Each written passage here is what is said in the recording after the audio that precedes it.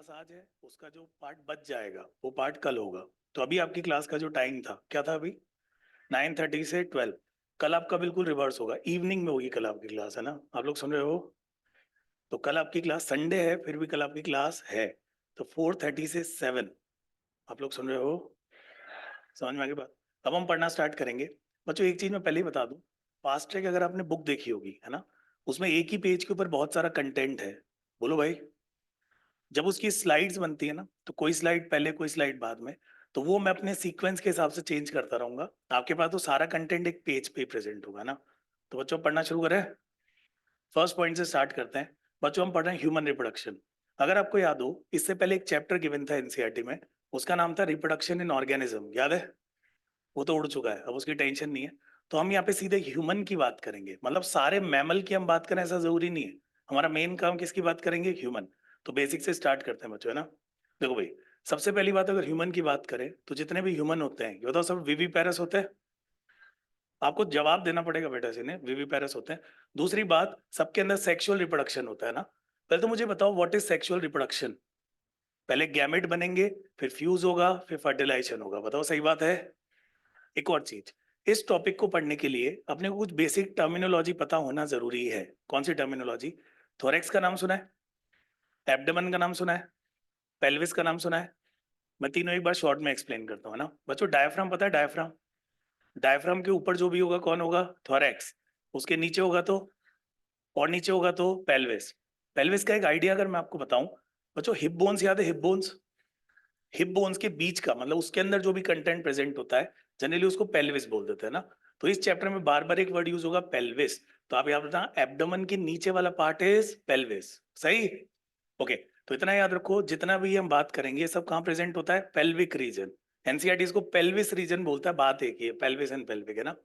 अब आप याद करो, जब भी कोई चैप्टर आप पढ़ते हो, सबसे पहले हम क्लासिफिकेशन पढ़ते हैं ना। तो यहाँ भी हम क्लासिफिकेशन से शुरू करेंगे। तो बच्चों आप देखते जाओ, जितने भी रिप्रोडक्टिव ऑर्गन होते हैं उसको हम दो पार्ट में डिवाइड करते हैं, प्राइमरी और सेकेंडरी।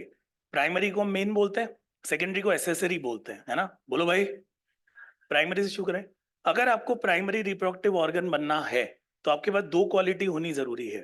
पहली क्वालिटी, आपको गैमेट बनाना है। क्या बनाना है? तो जितने भी प्राइमरी ऑर्गन होते हैं वो गैमेट बनाते हैं। सेकंड प्रॉपर्टी, आपको सेक्स हार्मोन रिलीज करने जरूरी है। तो एक तो गैमेट बनाते हैं, एक सेक्स हार्मोन रिलीज करते हैं। बताओ सही? अब एक छोटी सी दिक्कत है। दिक्कत ये है, प्राइमरी ऑर्गन जो होते हैं ना, वो अकेले अपने दम पर फर्टिलाइजेशन नहीं करवा सकते। तो उनको बाकी ऑर्गन की हेल्प लेनी पड़ती है ना। तो ऐसे ऑर्गन जो गैमेट के लिए पाथवे प्रोवाइड करते हैं, बच्चों बताओ प्राइमरी होंगे या सेकेंडरी? अब एग्जाम्पल की बात करते हैं ना। बच्चों जैसे आप देख सकते हो, जो प्राइमरी ऑर्गन्स होते हैं उसमें गोनैड्स आते हैं। कौन आते हैं? गोनैड्स आपको पता ही है, इसमें टेस्टिस भी आता है और ओवरी भी आता है। मेल के रेस्पेक्ट में अगर बात करें तो बच्चों कौन आएगा इसमें? टेस्टिस। वर्ड आपको पता है? टी एस मतलब बच्चों यहाँ पर अगर ई लगा हुआ है, ये बताओ ये दिखाई दे रहा है? अगर यहाँ पे ई लगा हुआ है इसका मतलब पेयर होता है। क्या होता है? और इसकी जगह मैंने आई लगा दिया तो सिंगल। बस ये नॉलेज होनी चाहिए अपने को ना। फीमेल में तो पता ही है, ओवरीज होता है। तो प्राइमरी सिंपल सा कॉन्सेप्ट है, गैमेट बनाओ और सेक्स हार्मोन रिलीज करो। अरे सही। सेकंड पे आ जाओ। सेकेंडरी जो ऑर्गन्स होते हैं ना बच्चों, सेकेंडरी ऑर्गन के अंदर दो चीजें आती है। एक आती है डक्ट, कौन आती है? और एक आती है ग्लैंड्स। तो एक तो डक्ट्स आती है और एक ग्लैंड्स आती है ना। डक्ट्स का काम होता है गैमेट के लिए रास्ता प्रोवाइड करना। या तो गैमेट को अपनी जगह से बाहर जाना है। पहले तो बताओ, फर्टिलाइजेशन जो होता है, ह्यूमन की बात कर रहे हैं, इंटरनल होता है या एक्सटर्नल? मेल में होता है या फीमेल में? तो बताओ फीमेल में भी कहाँ होता है? एम्पुला, याद है? Fallopian tube. तो वहां तक पहुंचाना पड़ेगा ना उसको। तो जो डक्ट होती है पाथवे प्रोवाइड करती है। अब ये डाउट आता है ग्लैंड्स क्या करती है? बच्चों जो ग्लैंड्स होती है, ग्लैंड्स क्या करती है? ऐसा लिक्विड मीडियम प्रोवाइड करती है जिससे गैमेट आसानी से आगे बढ़ सके। साथ ही साथ एक और काम करती है, जो पेनिस होता है और जो वेजाइना होती है उनके बीच में ल्यूब्रिकेशन भी प्रोवाइड करती है, ताकि फ्रिक्शन से कोई डैमेज ना हो। तो इस स्लाइड से हमें क्या पता लगा? सिंपल सी बात, रिप्रोड्यूसिंग ऑर्गन दो में डिवाइड होते हैं बच्चों, प्राइमरी और सेकेंडरी। प्राइमरी के एग्जाम्पल कौन है? गोनेट्स। सेकेंडरी में एक तो डक्ट्स आती है और एक ग्लैंड्स आती है। वो धीरे धीरे हम आगे पढ़ लेंगे ना। ये तो यहाँ तक डन। नेक्स्ट आगे बढ़ते हैं बच्चों ना।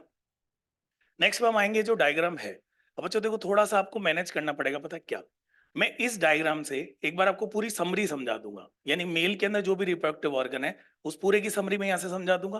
कंटेंट धीरे धीरे आगे आता रहेगा। ये बताओ चलेगा? शुरू करो। सबसे पहले नीचे देखो बच्चों, ये बताओ टेस्टिस दिखाई दे रहा है? ये टेस्टिस दिखाई दे रहा है ना। अगर आपको याद हो, टेस्टिस का डेवलपमेंट एब्डोमेन में होता है, कहाँ पे होता है? फिर उसके बाद इसका डिसेंट होता है ना, डिसेंट हो गए स्क्रोटम में आते हैं, किसमें आ गए? तो आप ऐसे अज्यूम करो एक बैग लाइक स्ट्रक्चर होता है, उसमें ये टेस्टिस प्रेजेंट होता है, ठीक है। नीट में अगर कोई क्वेश्चन बन सकता है तो वो ये क्वेश्चन बनेगा कि स्क्रोटम में टेस्टिस के होने का क्या फायदा है।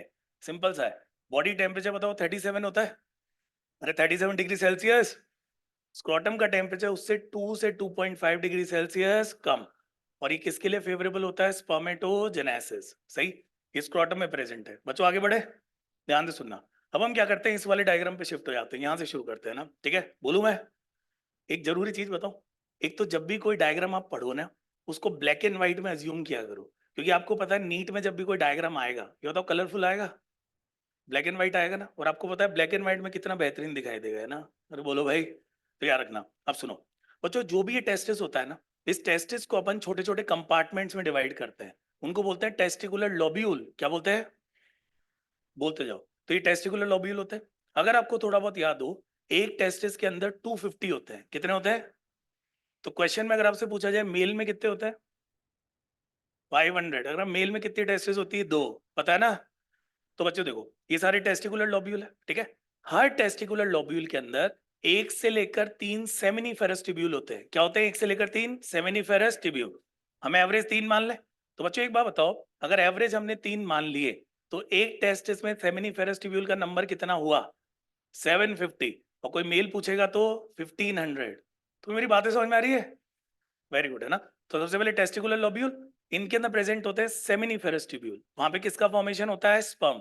अब बच्चों ध्यान से सुनना, एक छोटी सी दिक्कत ही होती है, टेस्टिस और पेनिस के बीच में कोई डायरेक्ट कनेक्शन नहीं होता है, तो इस पाथवे से हमें स्पर्म को ऊपर लेके जाना पड़ता है ना। तो एक पाथवे याद करेंगे अपन लोग, शुरू करें। सबसे पहले सेमिनिफेरस ट्यूब्यूल में स्पर्म का फॉर्मेशन हुआ, ये बताओ नेक्स्ट किस में जाएगा? रेटिटेस्टिस। स्ट्रेट ट्यूब्यूल एनसीईआरटी में गिवन नहीं है, ये बताओ रेटिटेस्टिस में गया, बोलते जाओ। उसके बाद कौन आया? वासा एफरेंशिया। ये बताओ जैसे ही वासा एफरेंशिया आया, हम टेस्टिस के अंदर है या बाहर आ गए? बाहर आ गए। उसके बाद नेक्स्ट कौन आता है? एपिडिडाइमस। एनसीईआरटी में लिखा हुआ है जो एपिडिडाइमस होता है वो पोस्टीरियर सरफेस ऑफ टेस्टिस पे होता है। कौन सा सरफेस? तो बच्चों देखो, ये आगे एंटीरियर, ये पीछे पोस्टीरियर, इन्होंने थोड़े ऊपर उठा के समझा रखा है इसको, है ना। तो नेमिंग याद रखिएगा, टेस्टिकुलर लोब्यूल, फिर एटेटेस्टिस, वासा एफरेंशिया, एपिडिडाइमस। ये बताओ बच्चों यहाँ तक साथ हो? सुनते जाओ। अब ये जो एपिडिडाइमस के बाद वास्ट डिफरेंस बना, देखो यहाँ तक एपिडिडाइमस, ये जो ऊपर जा रहा है ना बच्चों, ये पूरा की पूरा है वास्ट डिफरेंस। कौन है? कहीं ना कहीं नेमिंग लिखी होगी, देखो वो लिखी वास्ट डिफरेंस, है ना, ठीक है। मैं आप सबसे एक क्वेश्चन पूछता हूँ, सोच के बताओ। ये जो व्यू एनसीईआरटी ने दिखाया है, ये बताओ ये व्यू वेंट्रल है या डोर्सल है? कौन सा है? डोर्सल। बच्चों हम क्या कर रहे हैं, इन सबको पीछे से देख रहे हैं, है ना। तो देखिए क्या होगा, ध्यान से सुनना, मेरे साथ साथ देखते जाओ। ये वास्ट डिफरेंस यहाँ से ऊपर होना स्टार्ट हुआ, बताओ वास्ट डिफरेंस ज्यादा दिख रहा है ना। ये ऊपर की तरफ जो दिखाई दे रहा है यूरिनरी ब्लैडर है, और यूरिनरी ब्लैडर से जो 2 ट्यूब ऊपर जा रही है यूरेटर है। ये तो यूरेटर लिखा हुआ दिख रहा है। अब देखो ध्यान से देखना, वास्ट डिफरेंस गया, यूरेटर को उसने ऐसे कर्व किया और ये पीछे की तरफ आ गया। इधर से भी देखो वास्ट डिफरेंस गया, उसने यूरेटर को कर्व किया, पीछे की तरफ आ गया। तो बताओ हम यूरिनरी ब्लैडर का कौन सा सरफेस देख रहे हैं? डोर्सल। सुनाई दे रहा है? नेक्स्ट स्टेप पे हो, इधर से वास्ट डिफरेंस आया, यहाँ पे आके बच्चों थोड़ा स्वलन हो जाता है, उस स्वलन पार्ट को एम्पुला कहते हैं। क्या कहते हैं? है ना। अब उसके जस्ट नीचे को ध्यान से, सेमाइनल वेसाइकल। बच्चों सेमाइनल वेसाइकल दिखाई दे रहा है? तो वास्ट डिफरेंस और सेमाइनल वेसाइकल दोनों फ्यूज हो जाते हैं, है ना। उससे बनता है common ejaculatory duct. NCERT common नहीं लिखता, इजैक्यूलेटरी डक्ट लिखता है। तो बताओ क्या बन गया? Ejaculatory duct. अरे बना, इजैक्यूलेटरी डक्ट धीरे धीरे आगे बढ़ता है। बढ़ते बढ़ते बच्चों देखो इधर, ये जो बीच वाला पार्ट आपको दिख रहा है ना, ये प्रोस्टेटिक यूरिथ्रा है। कौन है? और ये इधर इधर प्रोस्टेट प्रेजेंट है ना। तो इतना सा दिमाग में फिट कर लो कि जो भी कॉमन इजैक्यूलेटरी डक्ट होती है, उसको यूरिनरी सिस्टम में अपनी एंट्री लेनी है। ये बताओ तभी तो पेनिस के थ्रू बाहर आएगा स्पर्म। तो जिस पार्ट में वो एंट्री लेती है वो ये वाला पार्ट होता है प्रोस्टेटिक यूरिथ्रा। तो कॉमन इजैक्यूलेटरी डक्ट बना, वो कॉमन इजैक्यूलेटरी डक्ट आएगा और प्रोस्टेटिक यूरिथ्रा में ओपन होगा। कैसे होगा एक बार आप अज्यूम करने की कोशिश करो, इधर देखो प्लीज। इसको मान लो एक बार ये प्रोस्टेटिक यूरिथ्रा है, ये तो मान सकते हो। मेरे हाथ को मान लो ये प्रोस्टेट है। कौन है? प्रोस्टेट चारों तरफ से कवर करता है ना, ये डोर्सल सरफेस है। अब मेरी जो 2 फिंगर्स है ना, इनको मान लो कॉमन इजैक्यूलेटरी डक्ट है, बताओ अज्यूम कर पा रहे हो? ये दोनों आया, इसने पहले प्रोस्टेट को पियर्स किया, फिर इसको पियर्स करते करते प्रोस्टेटिक यूरिथ्रा में एंटर हो गया ना। सिंपल है। एनसीईआरटी शो नहीं करता इसको, बस हमें पता होना चाहिए। कॉमन इजैक्यूलेटरी डक्ट आएगा, पहले प्रोस्टेट को पियर्स करेगा, फिर प्रोस्टेटिक यूरिथ्रा में एंट्री कर लेगा। ये तो कर लिया है। अब आगे का रास्ता तो आपको पता ही है। वहां से जब आगे बढ़ते हैं बच्चों, आप याद करो, मेम्ब्रेनस यूरिथ्रा आता है। कौन आता है? फिर ये पिनाइल यूरिथ्रा आता है, फिर यूरिथ्रल मीटर्स के थ्रू बाहर। तो अगर एक बार अपन पूरा पाथवे रिवाइज करने की कोशिश करें बच्चों, एक बार करोगे मेरे साथ? सबसे पहले बताओ, स्पर्म बने कहाँ पे? सेमिनिफेरस ट्यूब्यूल, फिर उसको आगे लेके जाओ, रेटे टेस्टिस, फिर वासा एफरेंशिया, फिर एपिडिडाइमस, फिर वास डिफरेंस, फिर कॉमन इजैक्युलेटरी डक्ट, फिर यूरिथ्रा आ गया। और यूरिथ्रा में भी अगर पार्ट्स करना चाहो तो पहले प्रोस्टेटिक यूरिथ्रा, फिर मेम्ब्रेनस यूरिथ्रा, फिर पिनाइल यूरिथ्रा, और यूरिथ्रल मीटर्स के थ्रू बाहर। ये नीट में 3 बार आ चुका है क्वेश्चन, ये बताओ याद रहेगा? अब एक दो बातें और सुन लो, है ना बच्चों। ये बताओ, इस डायग्राम में समाइनल वेसिकल दिख रहा है? बोलो। ये बताओ, प्रोस्टेट दिख रहा है? समाइनल वेसिकल कितने होते हैं? प्रोस्टेट कितना होता है? एक और चीज, इसमें एक और ग्लैंड का पेयर दिख रहा है, बल्बो यूरिथ्रल ग्लैंड। बताओ यहाँ दिख रहा है? ये भी पेयर में होती है ना। अब इसकी एक चीज मैं यही समझाऊंगा आपको, ध्यान से सुनिएगा ना। बोलूं? बच्चों देखो, सेमाइनल वेसिकल और प्रोस्टेट का जो सेक्रीशन होता है वो बॉडी से तब बाहर आता है जब इजैक्यूलेशन होता है। क्या होता है ना? मगर बल्बो यूरिथ्रल ग्लैंड अलग होती है। मेल में जैसे ही सेक्सुअल अराउजल होगा, पेनिस में इरेक्शन स्टार्ट होगा, इस ग्लैंड का सेक्रीशन बाहर आना शुरू हो जाता है ना। तो इसका पहला काम पता है क्या है? ये बताओ, नॉर्मली यूरिथ्रा के अंदर, मेल की हम बात कर रहे हैं, ये बताओ यूरिन फ्लो करता है? ये तो यूरिन एसिडिक होता है। तो इसका पहला काम पता है क्या है? जैसे ये रिलीज होता है, ये उस पाथवे के अंदर एसिडिटी को हटाकर उसको एल्कलाइन बना देता है। क्या बना देता है? और दूसरी जो एनसीईआरटी की लाइन है उसको ध्यान से सुनना, कि ये जो बल्बोयूथ्रल ग्लैंड है, ये ल्यूब्रिकेशन ऑफ पेनिस करता है। क्या करता है? Lubrication of. मैं समझाऊं एक बार, सुनिएगा बच्चों। ये जो पेनिस का आगे वाला पार्ट है, ये स्वलन पोर्शन ग्लांस पेनिस होता है। इस पे एक रिट्रैक्टेबल स्किन होती है, वो फोर स्किन होती है। पक्की बात है? समझना प्लीज, है ना। यहाँ से बल्बोयूथ्रल ग्लैंड का सेक्रीशन आया, ये थोड़ा ज्यादा होता है, तो यहाँ से ऊजा आउट होके बाहर आ जाता है। बताओ ग्लांस पेनिस पे आएगा। ये जो सेक्रीशन होता है ग्लांस पेनिस पे फैल गया, इसका काम है ल्यूब्रिकेशन। क्योंकि इसके बाद अगर सेक्सुअल इंटरकोर्स हुआ और ये पार्ट वजाइना में रब हुआ, तो फ्रिक्शन की वजह से डैमेज हो सकता है। तो ये सेक्रीशन उसको डैमेज होने से बचाता है। तो बताओ कॉन्सेप्ट समझ में आया? तो मुझे एक बार रिवाइज कराओ। बल्बोयूथ्रल ग्लैंड का सेक्रीशन बताओ इजैक्यूलेशन से पहले ही आ रहा है। क्या क्या कर रहा है? एक तो यूरेथ्रा को एल्कलाइन बना रहा है, और दूसरा ल्यूब्रिकेशन ऑफ पेनिस कर रहा है। ये तो डन। अब बाकी जो नेमिंग रह गई वो आप एक बार देख लो।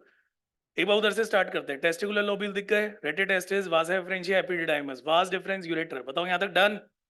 इधर शिफ्ट हो जाओ। एसेसरी ग्लैंड ये बाद में पढ़ेंगे। Seminal vesicle, prostate, bulbourethral gland. ये तो यूरेथ्रा दिख रहा है? बोलो भाई। टेस्टिस दिख रहा है, फोर स्किन दिख रहा है ना, ठीक है। अब यहीं पर मैं एक चीज समझा देता हूँ, उसको ध्यान से सुनिएगा ना। बच्चों तुम्हें मेरी बातें सुनाई दे रही है? वैसे रेस्पॉन्स दो, नींद आएगी, है ना, ठीक है। एक वर्ड होता है स्पर्म, एक वर्ड होता है सीमन। क्या क्या बोला मैंने? स्पर्म और सीमन। अब ये क्या होता है ना, मेल में इजैक्यूलेशन के टाइम जो भी डिस्चार्ज होता है उसको सीमन कहते हैं। क्या कहते हैं? और उसके अंदर जो गैमेट होता है वो गैमेट क्या कहलाता है? स्पर्म। तो बच्चों देखो, सीमन में से अगर आप स्पर्म को हटा दोगे तो जो भी उसमें सेक्रीशन बचेगा उसको सेमाइनल प्लाज्मा कहते हैं। क्या कहते हैं? सेमाइनल। और एक चीज आपको रटनी पड़ेगी, सेमाइनल प्लाज्मा के अंदर बच्चों अकॉर्डिंग टू एनसीईआरटी ये 3 चीजें प्रेजेंट होती है। पढ़ो जोर से। पहला कौन? सेकंड कौन? कैल्शियम। तीसरा कौन? Certain enzyme. मैं एक बार फंक्शन बता देता हूँ, डिटेल जाना इंपॉर्टेंट नहीं, बस सुन लो। फ्रक्टेज जो होता है ना, वो स्पर्म का फूड होता है, यानी स्पर्म को जो भी एनर्जी चाहिए वो फ्रक्टोज से मिलेगी ना। ये लिमिटेड होता है, इसीलिए इसकी एनर्जी को एंड तक बचा के रखना जरूरी होता है। सुनाई दे रहा है? कैल्शियम ये स्पर्म के एक्टिवेशन में हेल्प करता है। और ये जो सर्टेन एंजाइम्स होते हैं ना, इनका कुछ रोल होता है, उसमें हम जाते नहीं है। मैं एक बार हिंट देता हूँ आपको, कहना क्या चाह रहा है, बोलूं? अब ये मत सोचना मैं एनसीईआरटी के बाहर जा रहा हूँ, मैं बस वर्ड समझा रहा हूँ। कोई बच्चे नाराज होता है एनसीईआरटी के बाहर चलेगा ना, ऐसा नहीं हो रहा है। सुनिए, देखो होता क्या है, मेल बॉडी से जब भी सीमन बाहर आता है, कोएगुलेटेड फॉर्म में आता है। कौन सी फॉर्म में आता है? और कुछ समय बाद लिक्विफाई होता है। तो बच्चों ये जो एंजाइम्स होते हैं ना, इनका उसी प्रोसेस में रोल होता है। तो अब डिटेल में मत जाओ, कोई टेंशन नहीं है, बस ये वर्ड याद कर लो। बताओ ये डायग्राम का आइडिया समझ में आया? बोलो भाई। अब कुछ रटने वाली चीजें प्लीज इधर देख के सुनिएगा ना। बच्चों टेस्टिस जो होते हैं ना, उसके डायमेंशंस इंपॉर्टेंट होते हैं ना, ठीक है। ये विड्थ होता है, ये लेंथ होता है। ये कौन है? ऐसे कौन है? गिनती आती है? 2 से शुरू करो, 2 3 4 5। तो बताओ 2 से 3 कौन हो गया? वेट। और 4 से 5 कौन हो गया? लेंथ। तो 2 3 4 5 याद रहेगा। ये बताओ, ये डायग्राम यहाँ तक डन? कौन सा व्यू है, वेंट्रल या डोर्सल? वेरी गुड, है ना। बच्चों हम डायग्राम पे ज्यादा समय बिताएंगे, थ्योरेटिकल पोर्शन तो बस मैं रीड आउट करूंगा ना, कोई दिक्कत तो नहीं? इसे जल्दी समझ में आता है। नेक्स्ट देखो, हम ऑलमोस्ट सारी चीजें पढ़ चुके हैं। ये बताओ जो टेस्टिस होते हैं पेयर्ड होते हैं? पढ़ते जाओ। शेप में कैसे होता है? ओवल। ये शेप याद कर लिया करो बच्चों एनसीईआरटी में ना। लेंथ देखो, पहले विड्थ पढ़ो, 2 से 3, फिर उसके बाद लेंथ कितनी है? 4 से 5। तो कैसे याद किया? 2 3 4 5, अरे याद हो गया। उसके बाद located outside abdominal cavity, pouch का नाम स्क्रोटम, और उसका टेम्परेचर कितना कम है? 2 से 2.5 डिग्री सेल्सियस। किस में हेल्प कर रहा है? स्पर्मेटोजेनेसिस। कभी गलती से कोई ऐसा क्वेश्चन अटक जाए जिसमें 2 से 2.5 नहीं दे रखा, उसके क्लोजेस्ट वाले को टिक कर देना। ऐसे नहीं क्वेश्चन छोड़ के आ गए ना, बोलो भाई। बड़े आगे बढ़े। इधर आपको दिख ही रहा है, टेस्टिस की कवरिंग एनसीईआरटी नहीं समझा रखी, बस एक बोल रखा है डेंस कनेक्टिव टिश्यू है ना। बच्चों एक बात बताओ, ट्यूनिका एल्बुजिनिया सुना है? ये जहां तक है उसी का नाम दे रखा है एनसीईआरटी ने, अलग से मेंशन नहीं है। अब मेरे साथ रिवाइज करते जाओ। ये बताओ कंपार्टमेंट का नाम क्या था? Testicular lobule. बताओ एक टेस्ट में 250 थे, तो लैंग्वेज ध्यान से पढ़ना कि ईस्ट टेस्टिस पूछा है या मेल पूछा है। आप लोग समझ रहे हो? नेक्स्ट पे आ जाओ। बाकी तो पता ही है, सेमिनिफेरस ट्यूब्यूल। बताओ 1 से 3 होते हैं, हम 3 मान के चलते हैं तभी वो 750 वाला कैलकुलेशन आता है ना। बढ़े आगे। तो नेक्स्ट तो आपको पता ही है, फंक्शन क्या क्या बनाएगा? स्पर्म, और साथ में सिंथेसिस ऑफ टेस्टोस्टेरॉन। फिर तो आप सब मिलके मुझे बताओ, is there any difference between androgen and testosterone? मतलब ऑलमोस्ट एक ही बात है। मेल सेक्स हार्मोन की जो पूरी कैटेगरी होती है वो क्या कहलाती है? एंड्रोजन। और उसका एक एग्जाम्पल कौन है? टेस्टोस्टेरॉन। तो मैं कुछ भी बोलूंगा आप समझ जाएंगे, समझ जाओगे। बड़े आगे बढ़े, नेक्स्ट पे आते हैं बच्चों, है ना। अब फिर से देखो, डायग्राम आ गया। डायग्राम वाले पार्ट को ढंग से समझना है। आप लोग रेस्पॉन्स दोगे तो बढ़िया रहेगा ना। पिछला जो डायग्राम था, बताओ डोर्सल व्यू था, ये साइड व्यू है। कौन सा व्यू है? तो देखते जाओ, जहाँ समझाना होगा मैं समझा दूंगा। इधर से शुरू करते हैं ना बच्चों। यूरेटर दिख रहा है, उसके नीचे देखो यूरिनरी ब्लैडर दिख रहा है, पीछे देखो सेमाइनल वेसाइकल आता हुआ दिखाई देगा। बोलो भाई। इधर देखो, इधर ये जो आता हुआ दिख रहा है इधर, ये कौन है? Seminal vesicle. इधर से देखो ये घूमता हुआ कौन आ रहा है? Common ejaculatory duct. अरे पता है क्या, है ना। अब ये दोनों मीट कर गए, दोनों नीचे आके मीट करे, मतलब वो जो आ रहा है वो तो वास्ट डिफरेंस है। नीचे आके जो मीट करेंगे वो कॉमन इजैक्युलेटरी डक्ट है ना। अब आप ध्यान से देखो, पहले वो प्रोस्टेट को पियर्स कर रहा है, बच्चों दिखाई दे रहा है। तो पहले उसने प्रोस्टेट को पियर्स किया, देखो यहाँ से वास्ट डिफरेंस का एम्पुला आया, ये स्माइनल वेसिकल कॉमन इजैक्युलेटरी डक्ट, इसने प्रोस्टेट को पियर्स किया, फिर सीधे आके प्रोस्टेटिक यूरिथ्रा में ओपन हो गया। ये तो ओपनिंग समझ में आ रही है। उसके नीचे आते जाओ, वहां पे आपको बल्बो यूरिथ्रा ग्लैंड दिख रही है, पेनिस मेंशन है वहां पे, यूरिथ्रा दिखाई दे रहा है, ग्लांस पेनिस, फोरस्किन, स्क्रोटम और टेस्टिस। ये तो ये सब पढ़ चुके हैं हम ऑलरेडी। तो एनसीईआरटी में 2 व्यू दे रखे हैं, कौन कौन से? डॉर्सल और साइड व्यू। थोड़ा सा डायस्टिव का भी पार्ट दे रखा है। ये चैप्टर है क्या अपने पास? अरे हट गया क्या? बता दूं, कोई दिक्कत तो नहीं है ना। तो यार रखना, एक तो रेक्टम और एनस गिवन है, इजैक्युलेटरी डक्ट अपने को दिख रही है। अब एक बार ये पढ़ो बच्चों, इधर जो लिखा हुआ है ब्लैक कलर से पढ़ो। Vas deferens receives a duct from seminal vesicle and open into urethra as ejaculatory duct। बताओ याद रहेगा? सिंपल यहाँ तक। बड़े आगे बढ़े, आर यू श्योर? नेक्स्ट पे आ जाओ। बच्चों ये जो देखा है सेमिनिफेरस ट्यूब्यूल समझा रखा है ना, तो तुम्हें तरीका तो पता ही है, हम डायग्राम से समझेंगे फिर थ्योरी पे आएंगे, चलेगा? नेक्स्ट पे आ जाओ आगे। अभी एनसीईआरटी का डायग्राम है, इसको देखते ही लगता है सर ये कहना क्या चाह रहा है ना, मगर हम एनसीईआरटी को चेंज तो कर नहीं सकते, तो जितना अपने को दिख रहा है उतना समझने की कोशिश करेंगे। शुरू करें। पर एक प्लस पॉइंट आपको पता है, इसका एक और डायग्राम एनसीईआरटी में गिवन है जो थोड़ा ज्यादा क्लियर है। तो बच्चों शुरू करते हैं, देखो इधर है ना। सबसे पहली बात, ये कौन सा व्यू है इसको समझें एक बार, समझे? मेरी तरफ देखो प्लीज। आप ऐसे अज्यूम करो हम टेस्टिस का इंटरनल स्ट्रक्चर पढ़ रहे थे, है ना। उसमें याद करो हर टेस्टिकुलर लोब्यूल में इस तरीके से 3 सेमिनिफेरस ट्यूब्यूल थे ना। अब हम उनको टीएस में कट कर रहे हैं। किस में कट कर रहे हैं? मैंने ऐसे इनको टीएस में काटा और आपकी तरफ ऐसे घुमा दिया, तो बताओ कितने सर्किल दिखाई देंगे? 3। यहाँ ज्यादा दिख रहे हैं वो अलग बात है ऐसे, तो ये टीएस है। कौन सा व्यू है? टीएस। अब देखते जाओ बच्चों, है ना। सबसे पहले ये जो इंडिविजुअल पूरा आपको दिखाई दे रहा है, ये सेमिनिफेरस ट्यूब्यूल है। ये इधर भी जो दिखाई दे रहा है सेमिनिफेरस ट्यूब्यूल है। तो आप सेमिनिफेरस ट्यूब्यूल के बाहर आ जाओ, तो बच्चों बताओ ये इंटरस्टिशियल स्पेस है क्या? है ना। इंटरस्टिशियल स्पेस में बहुत ही फेमस चीज प्रेजेंट होती है, इंटरस्टिशियल सेल। बताओ उनका नाम लेडिक सेल होता है। और आपको पता ही है जो लेडिक सेल होते हैं, वहां से कौन रिलीज होता है? टेस्टोस्टेरॉन। बताओ ये एंड्रोजन का टाइप है। दूसरी बात, यही रहना मेरे साथ, है ना। बच्चों इंटरस्टिशियल स्पेस, ये इंटरस्टिशियल स्पेस है ना, इसी के अंदर ब्लड वेसल्स प्रेजेंट होती है। और एक ऐसा वर्ड जो ज्यादातर बच्चों को परेशान करता है, पता है क्या? इस स्पेस के अंदर इम्यूनो कॉम्पिटेंट सेल पाए जाते हैं। बोलना एक बार, क्या बोला? Competent cell. अब ज्यादातर बच्चों को लगता है सर डिजीज में तो ये वर्ड हमें पढ़ाया नहीं। बच्चों ये एक्चुअल में सेल का नाम नहीं है, ये सेल की प्रॉपर्टी है, प्रॉपर्टी है ना। इम्यूनो कॉम्पिटेंट का मतलब ऐसे सेल होते हैं जो इम्यून रेस्पॉन्स शो कर सकते हैं। क्या शो कर सकते हैं? तो एक बार जल्दी से मुझे बताओ, इंटरस्टिशियल जो स्पेस है वहां पे क्या क्या प्रेजेंट है?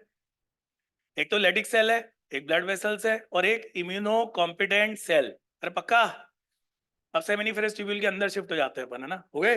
अंदर आ जाओ बच्चों। कुछ क्लियर दिख नहीं रहा है, मगर आपको अज्यूम करना पड़ेगा। कुछ ऐसे सेल होते हैं जो आगे जाके स्पर्म का फॉर्मेशन करेंगे। बच्चों उनका नाम ढूंढो, क्या होगा? स्पर्मेटोगोनिया। क्या होगा? और बीच बीच में कुछ सपोर्टिंग सेल होंगे, उनका नाम होता है सर्टोली सेल। क्या होता है? ठीक है ना? तो एक बार मुझे जल्दी से रिवाइज करा दो, पूरा रिवाइज कराओगे? वो गोला कौन है? Seminiferous tubule. बताओ कौन सा सेक्शन है? टीएस। उसके अंदर जो सेल स्पर्म बनाएंगे वो कौन है? स्पर्मेटोगोनिया। और बीच में सपोर्टिंग सेल का नाम क्या है? Sertoli cell. बाहर निकल जाओ, बताओ इंटरस्टिशियल स्पेस आ गया। वहां पे क्या क्या था? एक तो लेडिक सेल, कौन सा हार्मोन? टेस्टोस्टेरोन। हैंग मत हो, कौन था? टेस्टोस्टेरोन। उसके अलावा क्या क्या था बच्चों? वहां पे कुछ ब्लड वेसल थी और इम्यूनो कॉम्पिटेंट सेल। क्या होता है इम्यूनो कॉम्पिटेंट? ऐसे सेल जो इम्यून रिस्पॉन्स शो कर सकते हैं। ये तो बात समझ में आई? अब इस नेमिंग को याद करो। देखो भाई, अपने को याद करना पड़ेगा कौन सा एरो कहाँ से निकलना है, उसको क्या बोलना है, यही तो अपने को करना है। तो देखो, इसमें सबसे आसानी से जो चीज दिख रही है, बताओ बच्चों, ये स्पर्मेटोजोआ दिख रहा है? तुम बोलोगे नहीं दिख रहा। देखो, आपके दो ऑप्शन है। पहला ऑप्शन है या तो बहाने बना लो, दूसरा ऑप्शन है तरीके ढूंढो जिससे क्वेश्चन सॉल्व हो जाए। कौन सा ऑप्शन चाहिए? या ऑल ऑफ द अबव चाहिए? नहीं। तो इधर देखिए, तो यहाँ ये जो बीच में आपको दिख रहे हैं, मतलब कुछ दिख रहा है, ऐसे ग्रुप बना के बैठे हुए हैं ना, ये बताओ इसको अपन आसानी से क्या मान सकते हैं? स्पर्मेटोजोआ। पहले तो बताओ, स्पर्म और स्पर्मेटोजोआ सेम होते हैं? स्पर्म और स्पर्मेटोजोआ, स्पर्मेटिड नहीं कह रहा हूँ, स्पर्म और स्पर्मेटोजोआ बच्चों सेम ही तो होते हैं। जोआ मतलब एनिमल सेल होता है, तो हमारे लिए सेम ही होता है ना। तो बताओ बीच में जो ग्रुप है वो स्पर्मेटोजोआ मान सकते हैं? उसके बाद अपन आसानी से क्या ढूंढ सकते हैं? Interstitial cell. बच्चों बताओ, इंटरस्टिशियल दिख रहे हैं ना? दिख रहे हैं, दो तो मिल गया आसानी से। फिर आपको रटना पड़ेगा कि ये गोल गोल सा जो है बच्चों, अभी तो हमने जूम कर रखा है बड़ा सा, पेपर में तुम्हें पता है कितना बेहतरीन आएगा ना, ठीक है? तो यहां से अगर कोई एरो निकलता हुआ दिखे तो समझ जाओ ये कौन सा सेल है। और एक ऐसा पॉइंट जो पता ही नहीं लग रहा किसका है ना, वो कौन है? स्पर्मेटोगोनिया। ये बताओ डन? ओके, तो ये याद कर लेना, चल पूछूंगा मैं नेक्स्ट टाइम, है ना? बढ़े आगे बढ़े। आगे नहीं बढ़ेंगे, हम पीछे आएंगे, क्योंकि इसका थ्योरेटिकल पोर्शन पहले दे रखा है। अब आप सब मेरे साथ मिलकर रिवाइज करोगे। शुरू करें? Are you sure? देखते जाओ। सेमिनिफेरस ट्यूब्यूल कितने टाइप के सेल? दो टाइप के। पहले पढ़ो, मेल जर्म सेल कौन है? स्पर्मेटोगोनिया। दूसरा कौन है? Sertoli cell. बताओ न्यूट्रिशन प्रोवाइड करते हैं? एक चीज यहीं समझ लो, ध्यान से सुनना रे। स्पर्मेटोजेनेसिस पता है क्या? स्पर्मियोजेनेसिस पता है क्या? पूरा प्रोसेस क्या होता है? स्पर्मेटोजेनेसिस। उसकी लास्ट स्टेप क्या होती है? स्पर्मियोजेनेसिस। तो एनसीईआरटी में एक पॉइंट अभी आगे आएगा कि सर्टोली सेल कुछ ऐसे फैक्टर्स रिलीज करते हैं जो कि किस में हेल्प करते हैं? स्पर्मियोजेनेसिस। किस में हेल्प करते हैं?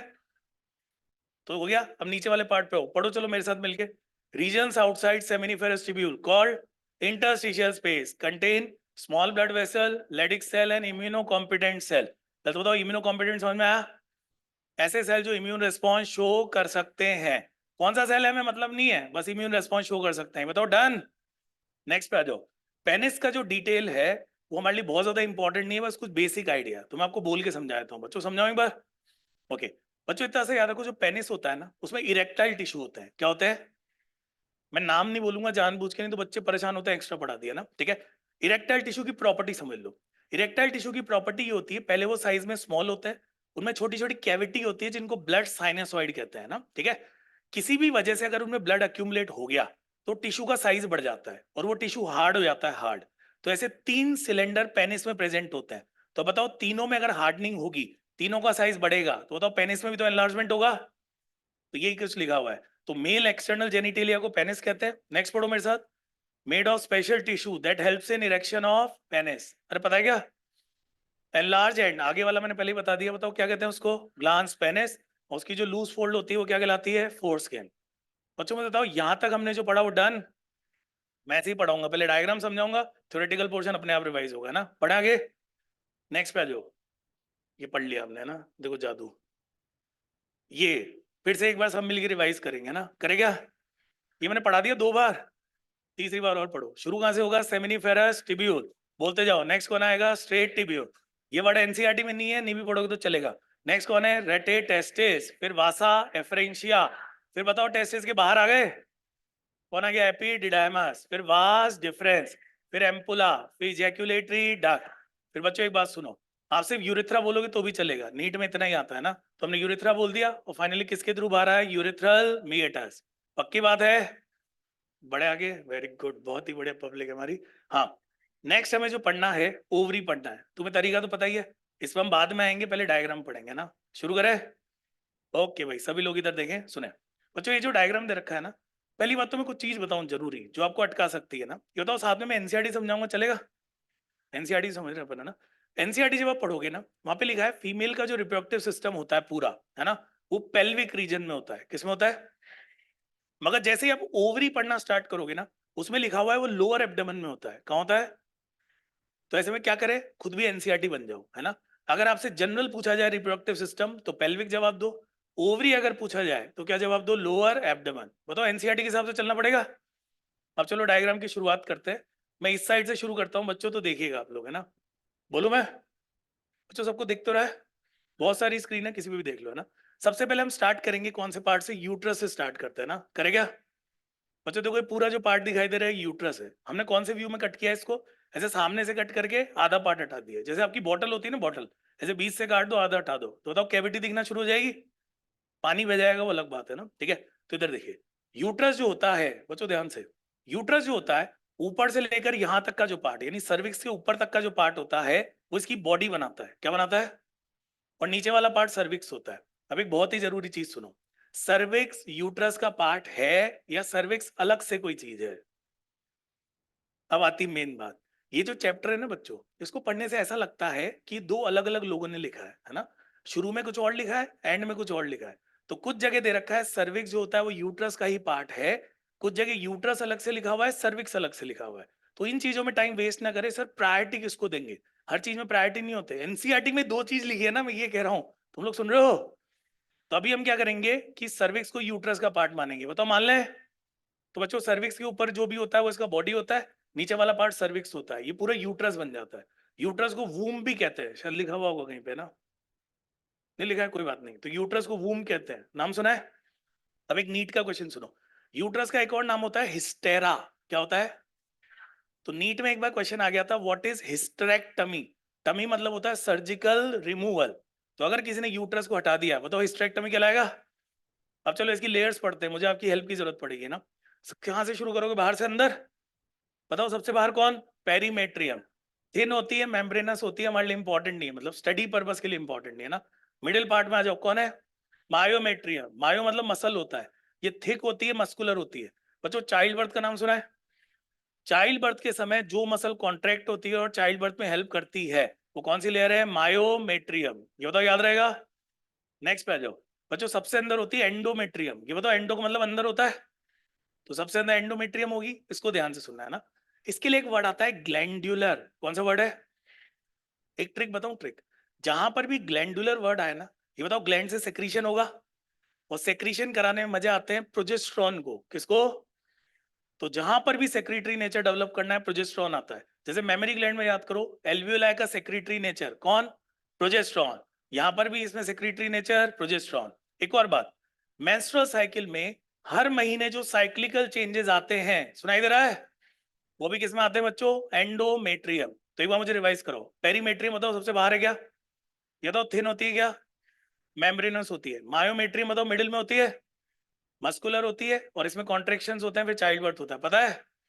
और सबसे अंदर कौन? एंडोमेट्रियम। ये बताओ ग्लैंडुलर होती है, सेक्रेटरी नेचर होता है इसका, है ना। बड़े आगे, नेक्स्ट पे आ जाओ भाई, है ना। और साइक्लिकल चेंजेस ऊपर देखो बच्चों, थोड़ा सिंसियरली पढ़ना। ऊपर वाला नाम पढ़ो एक बार, यूट्राइन फंडस। बच्चों दिख रहा है सभी को?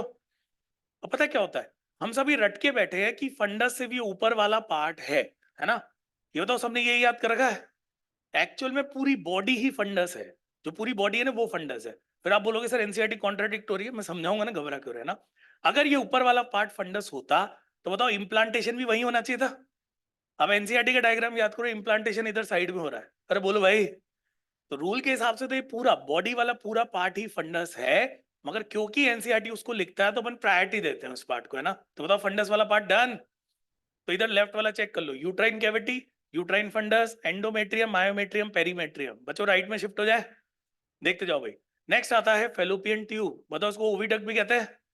डायमेंशन रटना पड़ेगा 10 से 12 सेंटीमीटर। पहले तो मुझे टेस्टिस के डायमेंशन रटवाओ। विड्थ कितनी थी? 2 3 4 5, याद है क्या? तो फेलोपियन ट्यूब के जो डायमेंशंस होते हैं वो 10 से 12 सेंटीमीटर होते हैं। कितने पार्ट होते हैं? 3 पार्ट। कितने पार्ट? ठीक है। देखो जनरली क्वेश्चन पता है कैसा आता है, इसका ऐसा पार्ट बताओ जो ओवरी के क्लोज होता है, ऐसा पार्ट बताओ ये यूट्रस के क्लोज होता है। तो आपको आता सब है, मैं झूठ नहीं बोल रहा हूँ, मुझे पता है आपको आता सब है। क्वेश्चन की लैंग्वेज ध्यान से पढ़ा करो। ये बताओ सुनाई दे रहा है? तो देखो भाई, ओवरी के रेस्पेक्ट में पढ़े। पहला ही जो पूरा पार्ट होता है बच्चों, इसको इन्फंडिबुलम कहते हैं। क्या कहते हैं? इसमें एक तो फिमरी होते हैं, बताओ फिमरी दिख रहे हैं? जब ओव्यूलेशन होता है ना, वहां से सेकेंडरी oocyte आता है, उसको कलेक्ट करते हैं। सुनाई दे रहा है? एक चीज में थोड़ा सा एक्स्ट्रा जा रहा हूँ, नाराज मत होना। यहाँ पे एक ऑस्टिया होता है। क्या होता है? एक छोटी सी कैविटी होती है जिससे सेकेंडरी oocyte अंदर जाता है ना। अरे डन। उसके बाद आ जाओ एम्पुला। क्या होता है बायो में? एम्पुला का मतलब क्या होता है? Swollen portion. ये बताओ यहीं पर फर्टिलाइजेशन होता है, एम्पुला या एम्पुलर इस्थमिक जंक्शन। और नेक्स्ट पार्ट पढ़ो इस्थमस। ये बताओ इस्थमस जोड़ने का काम आता है?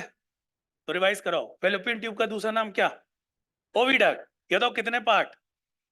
ओवरी के पास वाला पार्ट कौन?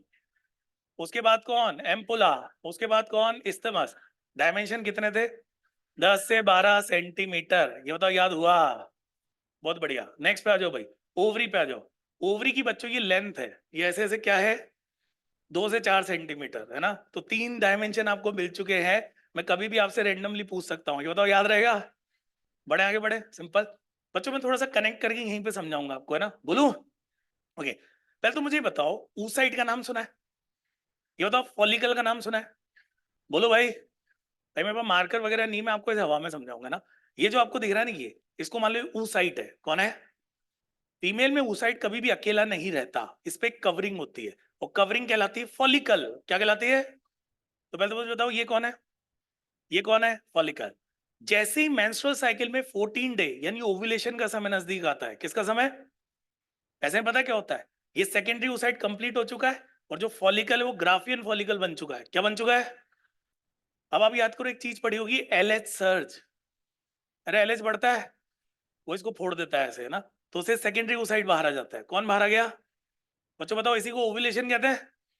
वो सेकेंडरी oocyte बाहर आके इधर आ जाएगा ओवरी के ऊपर, ये उसको पिक कर लेगा, है ना। फिर पिक होने के बाद वो कहाँ पहुंचेगा? एम्पुला। वहां पे वो कुछ समय तक वेट करेगा, लगभग 24 से 48 आवर्स तक, है ना। उस दौरान अगर स्पर्म आ गया तो फर्टिलाइजेशन होकर जाइगोट बनेगा, नहीं आया तो डिजेनरेट होकर खत्म। और हर मेंस्ट्रुअल साइकिल में रिपीट होता जाएगा ना। तुम्हें सुनाई दे रहा है बच्चों? तो अपने को पता लग गया, ओवरी पता लग गया। नीचे देखो सर्विक्स, इसको ध्यान से सुनना भैया ना। एनसीईआरटी की नेमिंग बोलो जोर से, क्या बोला एनसीईआरटी ने इसको? कैविटी को क्या बोला? Cervical canal. और इधर जो ट्यूब लाइक स्ट्रक्चर है उसको वेजाइना। बच्चों एक बात बताओ, इम्प्लांटेशन, फर्टिलाइजेशन नहीं कह रहा हूं मैं, क्या कह रहा हूं? इम्प्लांटेशन। ये बताओ इम्प्लांटेशन यूट्रस में होगा, फंडस में होगा? अगर नॉर्मल चाइल्ड बर्थ हुआ तो बताओ बच्चा जो है इसी पाथवे से तो बाहर आएगा। तो ये पाथवे क्या बन जाता है? Birth canal. क्या बन गया? तो देखो बर्थ कैनाल, तो इसमें एक तो सर्वाइकल कैनाल आ गया और एक वेजाइना आ गया ना, पक्का। इधर देखो कुछ दे रखा है, फिम्बरी है, एक बार पढ़ना फिम्बरी में क्या लिखा है। Finger like projection help in collection of ovum. तो ये पूरा डायग्राम इंपॉर्टेंट है, ये बताओ अच्छे से समझ में आया? अब इसको हम रिवाइज करेंगे थ्योरेटिकल पोर्शन से, है ना। जितने बच्चे बोलोगे ना आप, उतना आपको रिवाइज होगा, है ना। बोलोगे? ओके चलो इधर देखो सुनो। सबसे पहली बात, फीमेल रिप्रोडक्टिव सिस्टम पढ़ रहे हैं, बताओ पेल्विक रीजन में होता है। सिर्फ ओवरी की बात की तो? अरे पेयर्ड तो होती है, कुछ तो कुछ भी बोल रहा हूँ, मैं क्या पूछ रहा हूँ? कहाँ होता है? लोअर एब्डोमेन, याद है क्या? उसके बाद शुरू हो जाओ, बताओ पेयर्ड होता है। डायमेंशन बताओ कितना है? 2 से 4 सेंटीमीटर इन लेंथ। लेंथ होती है ना। नेक्स्ट पढ़ो। Connected to pelvic wall in uterus by ligament. बहुत सारे लिगामेंट होते हैं, ओवेरियन लिगामेंट, ब्रॉड लिगामेंट, है ना। जोड़ के रखते हैं इनको, जोड़ के। सुनाई दे रहा है क्या? सपोर्ट प्रोवाइड करते हैं। नेक्स्ट पढ़ो। जो ओवरी होती है वो थिन एपिथेलियम से कनेक्टेड होती है, उससे कवर्ड होती है। ये पढ़ो बच्चों, ये इंपॉर्टेंट है। Stroma divided into 2 zone. Ovary का जो स्ट्रोमा होता है 2 जोन, मैं भी समझाऊंगा आपको। पेरिफेरल कौन होता है? जोर से पढ़ो। इनर कौन होता है? मेडुला। इस पर भी हम आएंगे, डोंट वरी, है ना। नेक्स्ट पे आओ, फंक्शन। ये बताओ ओवम प्रोड्यूस करेगा और हार्मोन रिलीज करेगा ना। अब इधर देखिए, इधर फिर से ओवरी वाले डायग्राम पे आते हैं आगे। बच्चों बताओ, ये ओवरी दिखाई दे रहा है ना। बाहर वाला पार्ट क्या होता है? कॉर्टेक्स या मेडुला? अंदर वाला क्या होता है? पता है क्या? इस पूरे को मिलाकर एनसीईआरटी क्या बोल देता है? स्ट्रोमा। क्या बोल देता है? तो देख लो यहाँ पे, है ना। तो जो स्ट्रोमा होता है 2 पार्ट में डिवाइडेड है, पेरिफेरल कॉर्टेक्स और इनर मेडुला। मैं आप सबसे एक क्वेश्चन पूछूं? कॉमन सेंस का क्वेश्चन है ना। एक बात बताओ, जब भी ओव्यूलेशन होता है तो ग्राफियन फॉलिकल रप्चर होता है। मुझे बताओ, ओवरी का भी कुछ पार्ट डैमेज होता है क्या? अरे तभी तो सेकेंडरी ओसाइट बाहर आएगा। तो सोच के बताओ, जो भी फॉलिकुलर डेवलपमेंट होगा, फॉलिकुलोजेनेसिस होगा, वो ओवरी के कॉर्टेक्स पार्ट में होगा या मेडुला में होगा? कॉर्टेक्स में होगा, क्योंकि अगर मेडुला में हुआ, बताओ पूरी ओवरी डैमेज हो जाएगी। समझ में आई बात? तो ये डन, ये डन, ये डायग्राम डन। बच्चों आगे बढ़े, सुनते आना भाई, है ना। नेक्स्ट पे आ जाओ। ये ज्यादातर चीजें मैं बता चुका हूं, जो नहीं बताई मैं बता दूंगा। चलो मिलकर रिवाइज करते हैं ना। एसेसरी डक्ट्स की बात कर रहे हैं अपन, शुरू करें। बताओ ये प्राइमरी है सेकेंडरी? उधर से शुरू करो। फेलोपियन ट्यूब लेंथ कितनी? 10 से 12 सेंटीमीटर। ये बताओ, ये 3 पार्ट दिख रहे हैं। इनफंडिबुलम फनल शेप, एम्पुला कैसा होता है? Wider part. Isthmus last part joins the uterus. Isthmus का मतलब क्या होता है? जोड़ने वाला पार्ट। किसी और ग्लैंड में भी इस्तेमस नाम आता है क्या? किसमें आता है? थायराइड में आता है, याद है क्या? Very good. यूट्रस पे आ जाओ, बताओ उसको वूम कहते हैं। अरे मैं बोल रहा था ना अभी, सिंगल होता है, इन्वर्टेड पीयर शेप, उल्टी नाशपाती के समान होता है। ओवल शेप कौन था? याद है? Very good. Supported by ligament, पता ही है। उसके बाद वेजाइना एक ट्यूब लाइक स्ट्रक्चर होता है ना। नीचे वाला पार्ट चलो मुझे रिवाइज करो। यूट्राइन वॉल, बताओ 3 लेयर होती है। उधर से शुरू करते हो। एंडोमेट्रियम देखो, बताओ इनर होगी, ग्लैंडुलर होगी, यूट्राइन कैविटी को लाइन कर रही है, और मेंस्ट्रुअल साइकिल में साइक्लिकल चेंजेस आते हैं। बड़े आगे। मिडिल लेयर जोर से बोलो कौन है? मायोमेट्रियम। बताओ मिडिल और थिक होती है, और चाइल्ड बर्थ के समय इसमें कॉन्ट्रेक्शंस होते हैं। आप में से कोई ये बता सकता है कौन सा हार्मोन कॉन्ट्रेक्शन कराता है? ऑक्सीटोसिन। पढ़ के आयो, क्या बात है ना। पेरीमेट्रियम बताओ सबसे बाहर होती है। बड़े आगे बढ़े। Very good. नेक्स्ट पे आ जाओ। बच्चों ये जो पार्ट है ना, इसका अलग से कोई डायग्राम नहीं है, तो ये आपको यहीं पे समझना पड़ेगा ना। फीमेल में जो एक्सटर्नल जेनाइटेलिया होता है, हम उसकी थोड़ी सी बात करेंगे ना। शुरू करें। मैं 1 मिनट के लिए इसको रख देता हूँ, फिर मैं आपको समझाता हूँ, है ना। मैं हाथ से एक बार समझाऊंगा सर, 1 मिनट में यहाँ रख दूँ। ओके बच्चों, पहले तो अपन क्या करते हैं, इसको रीड करते हैं एक बार, फिर एक्सप्लेन करेंगे। बताओ चलेगा?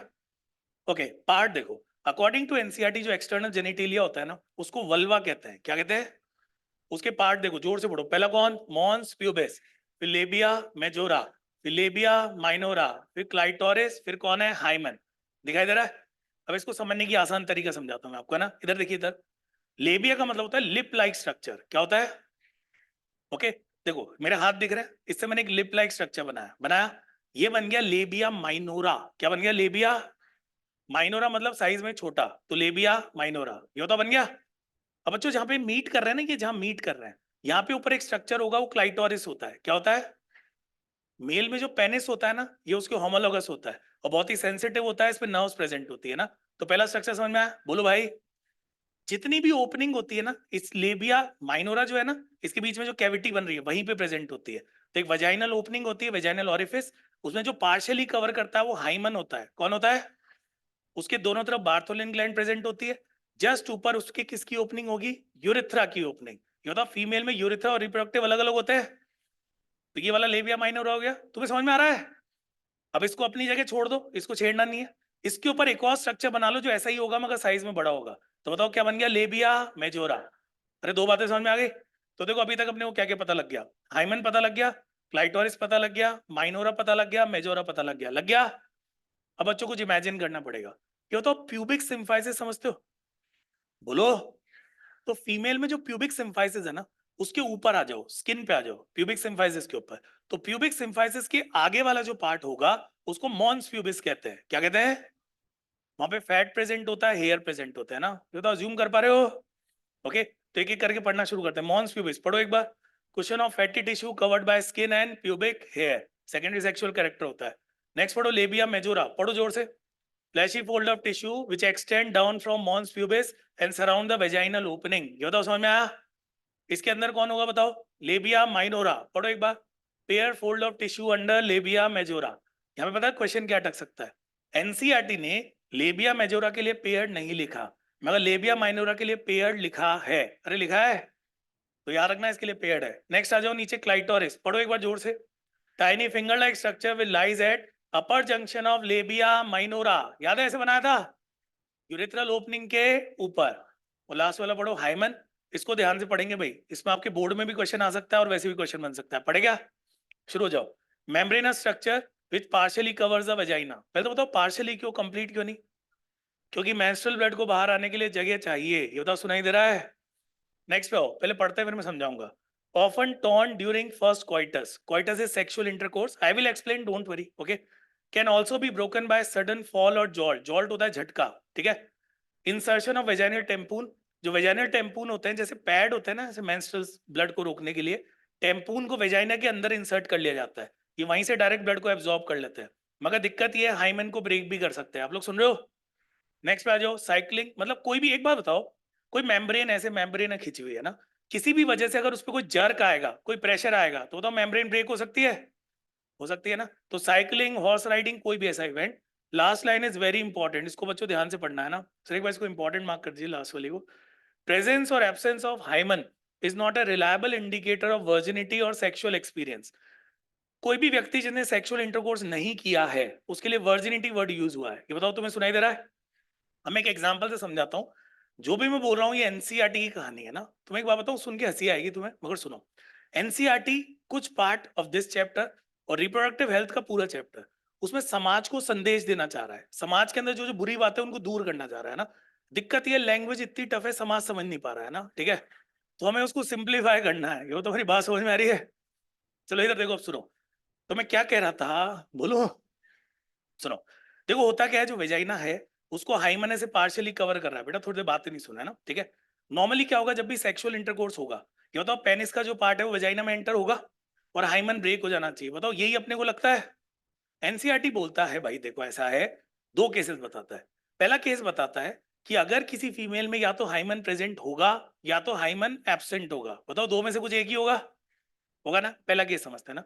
मान लो किसी फीमेल में हाइमन एब्सेंट है, तो एनसीईआरटी बोलता है ये सेक्सुअल इंटरकोर्स की वजह से हुआ हो ये जरूरी नहीं है। बताओ उसने और भी बहुत सारे रीजन बताए हुए हैं। सेकंड केस, अब ये सुनने में अजीब लगेगा। एनसीईआरटी बोलता है किसी फीमेल में हाइमन प्रेजेंट है तो भी उस फीमेल ने कभी सेक्सुअल एक्सपीरियंस ना हुआ हो ये जरूरी। अब तुम्हें लगता हो कैसे पॉसिबल है? भाई हाइमन हाइमन जो होता है ना वो क्या है, एक मेम्ब्रेन है। ये होता है मेम्ब्रेन फ्लेक्सिबल भी तो हो सकती है। तो कभी कभी क्या होता है कि सेक्सुअल इंटरकोर्स के बाद वो इतनी फ्लेक्सिबल है ब्रेक नहीं हो पाई। अब हो सकता है कि आपको लगे थॉट पॉसिबल है या नहीं है, इट डजेंट मैटर। एनसीईआरटी में लिखा है तो याद करना पड़ेगा, दिमाग लगाया तो -5, पता ही आपको है ना। बोलो भाई। तो याद रखना ये last line is very important. Presence और absence of hymen is not a reliable indicator of virginity और सेक्सुअल एक्सपीरियंस। तो बताओ यहाँ तक बात समझ में आई है ना? हम एक बार वो ले आता हूँ पॉइंटर, तब तक पढ़ो इसको। मैं कहीं जा नहीं रहा हूँ, मैं यहीं हूँ। Thank you sir. चलिए फिर नेक्स्ट पे आते हैं। आप लोग बोर तो नहीं हो रहे? पढ़ना तो पड़ेगा है ना। देखो इधर, तो बच्चों हम बात करें मेमोरी ग्लैंड की, ठीक है। मेमोरी ग्लैंड में क्या क्या लिखा हुआ है एक बार सब मिलके पढ़ो, फिर मैं समझाऊंगा थोड़ी बात। पढ़ो। ये बताओ पेयर स्ट्रक्चर होता है, बेटा पढ़ ले, बातें मत करे। Functional mammary gland is characteristic of all female mammal. Next पे आओ। Contains glandular tissue and variable amount of fat. एक बात समझो, एक डक्टुलर सिस्टम होता है, एक फैट होता है ना। जो डक्टुलर सिस्टम होगा वो तो हर फीमेल में कांस्टेंट होगा, बताओ सभी में सेम होगा। जो वेरिएबल पार्ट है मतलब किसी फीमेल में ज्यादा किसी में कम, वो कौन सा वाला पार्ट होता है? फैट वाला पार्ट। वो तो वेरिएबल अमाउंट होता है। नेक्स्ट पे आओ। अंडरगोज डिफरेंशिएशन ड्यूरिंग प्रेगनेंसी, ये मैं समझाऊंगा भी आपको। नेक्स्ट पे आइए। Produces milk after parturition by process called lactation. अब बच्चों रटने के लिए तैयार हो जाओ, शुरू करें। ध्यान से सुनना है ना। ये जो पूरा स्ट्रक्चर आपको दे रखा है, पहले मैं कुछ सच्चाई बताता हूँ आपको है ना।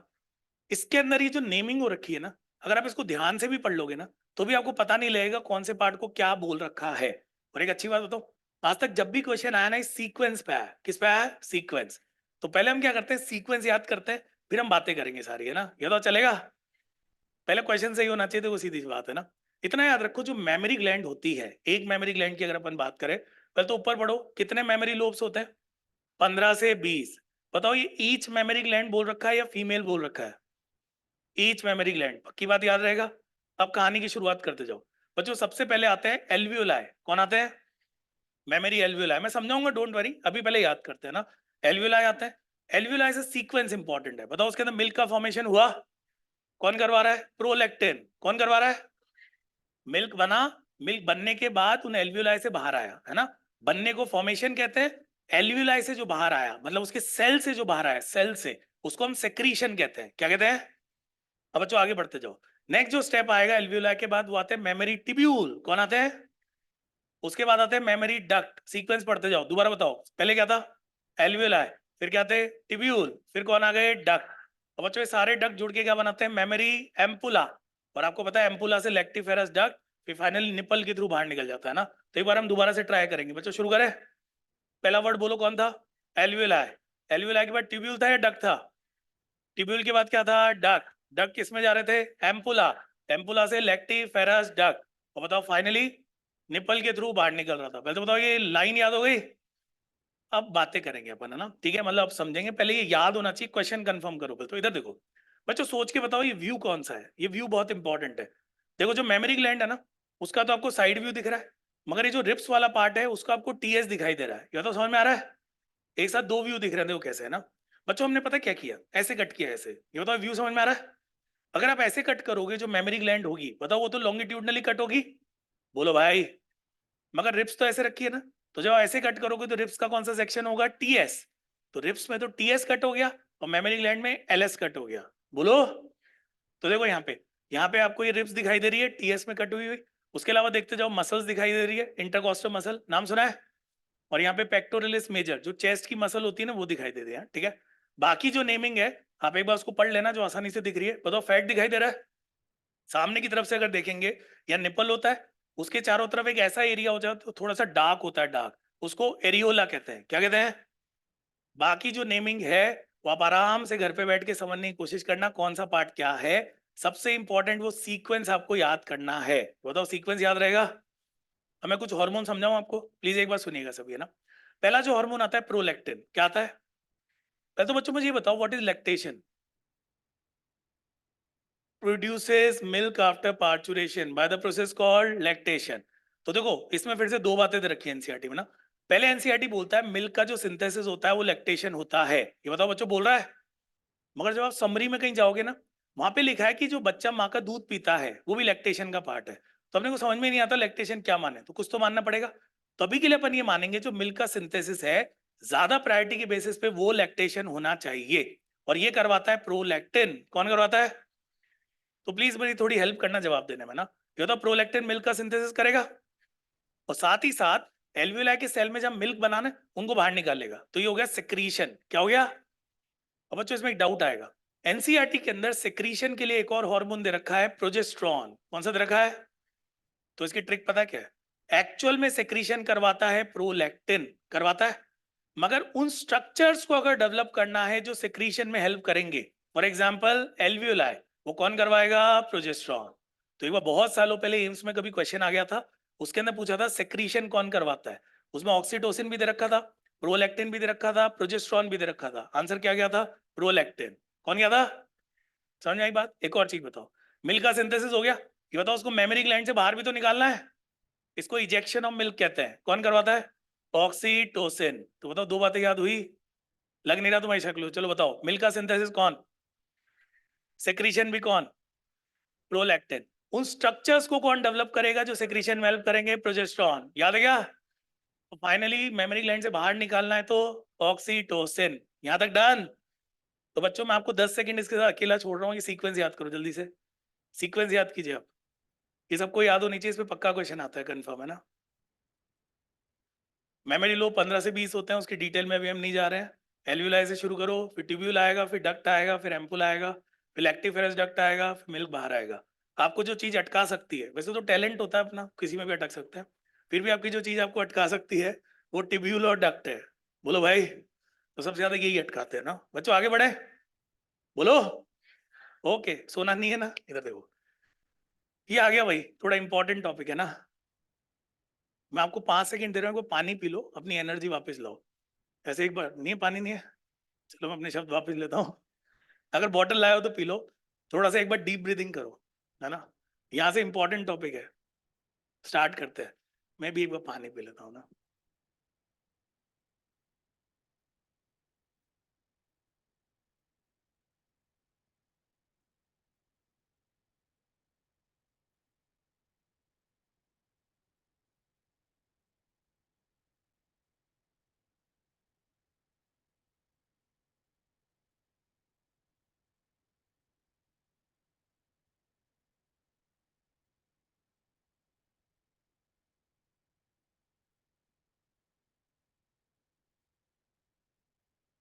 अब बच्चों डन, एनर्जी आ गई फिर से।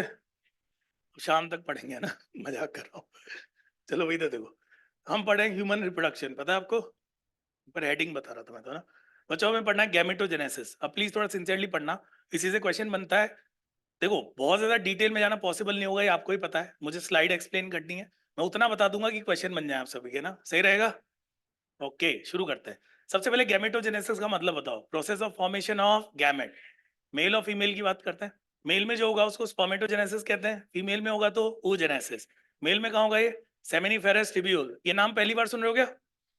सही बताया था मैंने थोड़ी देर पहले ना। फीमेल में कहाँ पे होगा?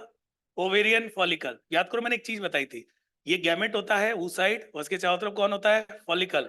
मैं बताया था बच्चों, अब टेक्निकल पार्ट है, समझने का पार्ट है ना। शुरू करें। सबसे पहले मेल की बात करते हैं। हम कोई डायग्राम नहीं पढ़ेंगे, हम सिर्फ एनसीईआरटी का डायग्राम पढ़ेंगे ना। शुरू करें। ओके। इधर क्रोमोसोम नंबर लिखा हुआ है, इधर कुछ और लिखा हुआ है, दिख रहा है आपको है ना। पहले से स्टार्ट करते हैं, स्पर्मेटोगोनिया। ये बताओ सेमिनिफेरस ट्यूब्यूल में स्पर्मेटोगोनिया याद है? ये स्पर्मेटोगोनिया है। ये पूरा प्रोसेस स्टार्ट होगा प्यूबर्टी पे। प्यूबर्टी समझते हो? जो 13-14 साल की एज होती है, जब सेक्सुअल मैच्योरेशन स्टार्ट होता है बच्चों, उसको प्यूबर्टी कहते हैं। क्या कहते हैं? कैसे स्टार्ट होता है? हाइपोथैलेमस करवाता है। हाइपोथैलेमस क्या करता है? जैसे प्यूबर्टी आती है ना, जीएनआरएच को बढ़ा देता है। किसको बढ़ा दिया? फिर उसे एफएसएच बढ़ते हैं, उसकी वजह से शुरू होता है ना। अब देखते जाओ। सबसे पहले स्पर्मेटोगोनिया। स्पर्मेटोगोनिया में माइटोसिस होगा, और बताओ ये अपना नंबर बढ़ाएंगे है ना। अगर आपको थोड़ा सा याद हो, दो टाइप के सेल बनते हैं, ए बनता है और एक बी बनता है, याद है? एक तो फ्यूचर के लिए स्टोर हो जाता है, दूसरा वाला नीचे आ जाता है ना, ठीक है। तो ये डिवाइड हुआ। बच्चों डिवाइड होने के बाद और भी स्टेजेस आती है, याद करो। पहले डिवाइड होता है, फिर साइज में बड़ा होता है, खुद को ग्रो करता है, उसकी वजह से बनता है प्राइमरी स्पर्मेटोसाइट। तो तुम तो सिर्फ स्टेजेस पे कॉन्सेंट्रेट करो। पहली कौन है बोलना? स्पर्मेटोगोनिया। फिर उसकी वजह से कौन बना? Primary spermatocyte. इसमें माइटोसिस भी हुआ, ग्रोथ भी हुई उसकी, है ना। ये बताओ कंडीशन अभी तक 2n है या n हो चुकी है? 2n। बताओ 46 क्रोमोसोम चल रहे हैं। मैं आप सबके विचार पूछना चाहता हूँ। बच्चों एक बात बताओ, ये जो ब्लू ब्लू से आपको दिख रहे हैं, यही तो प्राइमरी स्पर्मेटोसाइट है। ये थोड़े नीचे दे रखे हैं ना। अरे बोलो, तुम्हारे हिसाब से प्राइमरी स्पर्मेटोसाइट कौन है? ये रेड वाले हैं क्या? ये है क्या? कर दे ऊपर काट के। एनसीईआरटी में थोड़ी चेंज कर सकते हैं ना। तो याद रखना, है जो ब्लू वाले दे रखे हैं इसको अपन प्राइमरी मानेंगे। बताओ बच्चों, मान ले। अब कुछ नहीं करना, इसमें मियोसिस स्टार्ट कर दो। ये बताओ जो मियोसिस 1 होता है उसमें क्रोमोसोम नंबर हाफ होगा। तो जैसे इसमें मियोसिस हुआ, आपको पता है क्या बनेगा? Secondary spermatocyte. तो मैं सोने तो दूंगा नहीं। बताओ सबसे पहले कौन सा वर्ड था? स्पर्मेटोगोनिया। फिर उसमें माइटोसिस हुआ, ग्रोथ हो गया। बताओ क्या बन गया उससे? Primary spermatocyte. बताओ कंडीशन अभी तक 2n ही है। इसमें क्या हुआ? मियोसिस 1। उसकी वजह से क्या बना? Secondary spermatocyte. बताओ कंडीशन 2n से n हो गई, यानी 46 से कितने हो गए? 23। पक्की बात। अब एक क्वेश्चन आता है नीट में, कौन कौन से सेल हेप्लॉइड होते हैं, कौन कौन से सेल डिप्लॉइड होते हैं? डिप्लॉइड मतलब 2n, हेप्लॉइड मतलब n। तो इसका सिंपल सा तरीका पता है क्या है? प्राइमरी तक जो भी होते हैं, बताओ डिप्लॉइड होते हैं? बोलो भाई। उसके नीचे आते ही क्या हो जाते हैं? हेप्लॉइड। सिंपल है यहाँ तक, है ना। बड़े आगे बढ़े। सेकेंडरी स्पर्मेटोसाइट बन चुका है। अब बताओ मियोसिस 2 होगा। मियोसिस 2 में क्रोमोसोम और ऑफ हो जाते हैं क्या? सिस्टर क्रोमेटिड अलग होते हैं, याद है क्या? कई बच्चे n/2 कर देते हैं, ऐसा मत कर देना, है ना। तो सिस्टर क्रोमेटिड अलग हुए। सेकेंडरी स्पर्मेटोसाइट के बाद जो बना, कौन बना बच्चों? स्पर्मेटिड। क्या बना? स्पर्मेटिड बन गया। तो कंडीशन देखो, 46 था, 46 था, 23। बताओ यहाँ तक सेम है? ये स्टेप ध्यान से सुनना भाई, पूछी जाती है ना, ठीक है। बोलूं? हाँ। जो स्पर्मेटिड बने, अब इनमें डिफ्रेंसिएशन होगा। क्या होगा? फॉर एग्जाम्पल, एक्रोसोम का नाम सुना है? ऐसे कुछ स्ट्रक्चर्स डेवलप होते हैं इसके अंदर, है ना। तो डिफरेंशिएशन होता है, इनको सिखाया जाता है भाई, आपका ये फंक्शन है, इसको कैसे परफॉर्म करना है, इसके लिए स्ट्रक्चर आपको दिया जा रहा है। सुनाई दे रहा है? ये क्यों इंपॉर्टेंट है बताओ। एक नीट में क्वेश्चन आता है, comparison between spermatogenesis and oogenesis। उसमें एक डिफरेंस ये भी होता है। डिफरेंस ये होता है कि oogenesis के अंदर ऐसी डिफरेंशिएशन के लिए अलग से कोई स्टेज, और यहाँ पे ऐसी अलग से एक स्टेज होती है। बोलो भाई। एक और डिफरेंस बताओ। ये पूरा प्रोसेस बताओ, प्यूबर्टी के टाइम स्टार्ट होता है, और फीमेल में बर्थ से पहले ही शुरू हो जाता है। कुछ याद है क्या? ये प्रोसेस कंटिन्यूअस चलता है। कैसे चलता है? वो याद करो, बीच बीच में अरेस्ट हो जाता है। तुम लोग सुन रहे हो? अब नेक्स्ट पे आ जाओ। स्पर्मेटिड बन चुके हैं, डिफरेंशिएशन हुआ। बताओ डिफरेंशिएशन से कौन बनेगा? स्पर्मेटोजोआ। बताओ कंडीशन अभी भी 23 यानी n ही है। अब मैं आपसे कुछ क्वेश्चन पूछूंगा, बेहतरीन जवाब देंगे। शुरू करें। ओके। इसको अपन प्राइमरी स्पर्मेटोसाइट मान रहे हैं बच्चों, मान ले। मुझे बताओ, एक प्राइमरी स्पर्मेटोसाइट से कितने स्पर्म बनेंगे? Very good. एक सेकेंडरी स्पर्मेटोसाइट से कितने स्पर्म बनेंगे? और एक स्पर्मेटिड से कितने स्पर्म बनेंगे? ये क्वेश्चन पूछे जाते हैं ज्यादातर, तो है ना। तो नीट के 2 क्वेश्चन तैयार हो गए, हेप्लॉइड और डिप्लॉइड, याद है। और दूसरे ये वाली कंडीशन आपको याद रखनी है ना, कि किससे कितने सेल बनेंगे। अब तुम सब रट के जाते हो, हम क्वेश्चन चेंज कर देते हैं। हम ऐसे पूछ लेते हैं कि सेकेंडरी स्पर्मेटोसाइट, एक सेकेंडरी स्पर्मेटोसाइट से कितने स्पर्मेटिड बनेंगे?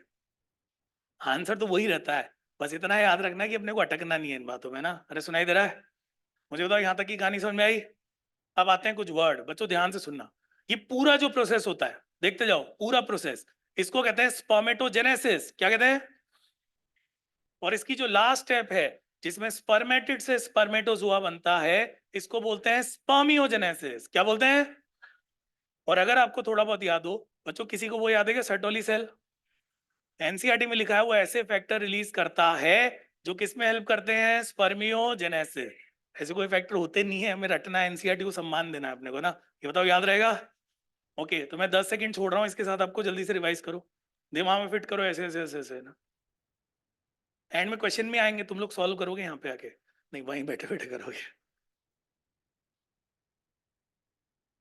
एक बार दिमाग में फिट कर लो बच्चों, किससे क्या बना, कैसे बना। कर लिया दिमाग में फिट? ओके, एक भाई ने तो कर ही लिया। चलो नेक्स्ट पे आते हैं। नेक्स्ट, ये जो स्ट्रक्चर है ना, ये पता है हम पढ़ चुके हैं पहले, तुम्हें याद है क्या? क्या है ये? Seminiferous tubule. अरे याद है क्या? अब बच्चों थोड़ी सी टेक्निकल बातें होगी, परेशान मत होना। ये क्वेश्चन नीट में जब आया था, इसने बच्चों को बहुत परेशान किया था, जो मैं बोलने वाला हूँ। शुरू करूँ? बहुत बढ़िया, इधर देखो ना। हम एक बार इसका व्यू समझते हैं। ये बताओ, सबसे पहले जो सेल होगा, नाम पढ़ो, कौन है? स्पर्मेटोगोनिया। बीच में ये बताओ, गोल गोल से सर्टोली सेल दिख रहा है। सीक्वेंस में पढ़ते जाओ। नेक्स्ट कौन है? Primary spermatocyte. उसके बाद कौन है? सेकेंडरी। अब सबसे इंपॉर्टेंट चीज भाई, जो कभी जवाब नहीं देते वो भी देंगे आज, दोगे? देख के बताओ कि सर्टोली सेल में एम्बेडेड कौन है, स्पर्मेटिड या स्पर्म? दिमाग नहीं लगाना, देख के बताओ कौन है? स्पर्मेटिड। अरे स्पर्मेटिड है। और जो रिलीज हो चुका है वो कौन है? स्पर्मेटोजोआ। मैं स्पर्म बोलूंगा चल जाएगा? अब मैं एक टर्मिनोलॉजी समझाता हूँ। ये तो किसी ने आप में से स्पर्मिएशन सुना है? जोर से बोलो, कौन सा वर्ड है? चल लिखा हुआ भी आएगा, क्या है? ये रहा, ये रहा, दिख रहा है क्या स्पर्मिएशन? तो पहले मैं थोड़ा समझाता हूँ, प्लीज सुनिए। बच्चों देखो, एनसीईआरटी को पढ़ोगे ना, थोड़ी सी गलती, पता है क्यों गलती तो नहीं बोलेंगे इसको, पता नहीं क्या बोलेंगे ना। एनसीईआरटी का जो डायग्राम है, देखो ये डायग्राम है, इसमें सर्टोली सेल में जो एम्बेडेड दिखाया गया ना, एम्बेडेड, वो दिखाया गया स्पर्मेटिड। क्या दिखाया? मगर एनसीईआरटी की जब थ्योरी पढ़ोगे ना, उसमें लिखा है जो एम्बेडेड होता है वो स्पर्म होता है। कौन होता है? स्पर्म होता है। तो बच्चों सही तो यही है, मगर फिर एनसीईआरटी बन जाओ। डायग्राम पूछे डायग्राम के हिसाब से जवाब दो, थ्योरी पूछे थ्योरी के हिसाब से। अब मैं थोड़ा समझाऊंगा आपको, इधर देखिएगा। आप सबके विचार बताओ मुझे, विचार है ना, ठीक है, कि एक्चुअल में एम्बेडेड कौन होना चाहिए? ऐसा सेल जो अभी मैच्योर नहीं हुआ, या फिर ऐसा सेल जो मैच्योर हो चुका है? जो अभी तक मैच्योर नहीं हुआ, बताओ, उसी को तो न्यूट्रिशन चाहिए। तो रूल के हिसाब से तो एम्बेडेड कौन होना चाहिए? स्पर्मेटिड। अब कुछ अज्यूम करो बच्चों, आप ही अज्यूम करो, उधर जो जगह है ना जहां तक मेरा हाथ नहीं पहुंच रहा, वहां तक है ना, वहां पे है ल्यूमन ऑफ सेमिनिफेरस ट्यूब्यूल। कौन है? ओके, तो रियलिटी में पता है क्या होता है? जैसे ही स्पर्मेटिड मैच्योर होके स्पर्म में कन्वर्ट होते हैं, वो सर्टोली सेल से रिलीज होते हैं। तो मेरी लैंग्वेज ध्यान से सुनना, sperm are release from Sertoli cell, बोलना एक बार, release from Sertoli cell into the lumen of seminiferous tubule। क्या मैंने बोला? into the lumen of seminiferous tubule। अब पूरा एक साथ बोलो, एक ऐसा process where sperms are released from into the lumen of seminiferous tubule। और बच्चों इसी प्रोसेस को हम ये नाम देते हैं स्पर्मिएशन। क्या देते हैं? अब आते हैं कुछ इंग्लिश के वर्ड। एक वर्ड होता है into, एक वर्ड होता है from। ये बताओ दोनों में अंतर है क्या? into मतलब होता है उस ट्यूब के अंदर, फ्रॉम होता है उस ट्यूब से बाहर। तो नीट में 2 बार क्वेश्चन आया, दोनों बार आंसर गया इनटू द सेमिनिफेरस ट्यूब्यूल। क्या गया? मगर एनसीईआरटी में लिखा हुआ है फ्रॉम। तो कुछ नहीं करना, दोनों सही है भाई, कभी भी दोनों एक साथ नहीं आएंगे, कंपैरिजन नहीं आएगा। इनटू पूछा जाए तो भी सही, फ्रॉम पूछा जाए तो भी सही, है ना। तुम लोग सुन रहे हो? कई बच्चों को गुस्सा आ रहा होगा, सर सब कुछ ही बता रहे हो आप, तो ये भी कर लो ये भी कर लो। मैं नहीं बता रहा हूँ, लिखा है एनसीईआरटी में ना। अरे बढ़े आगे।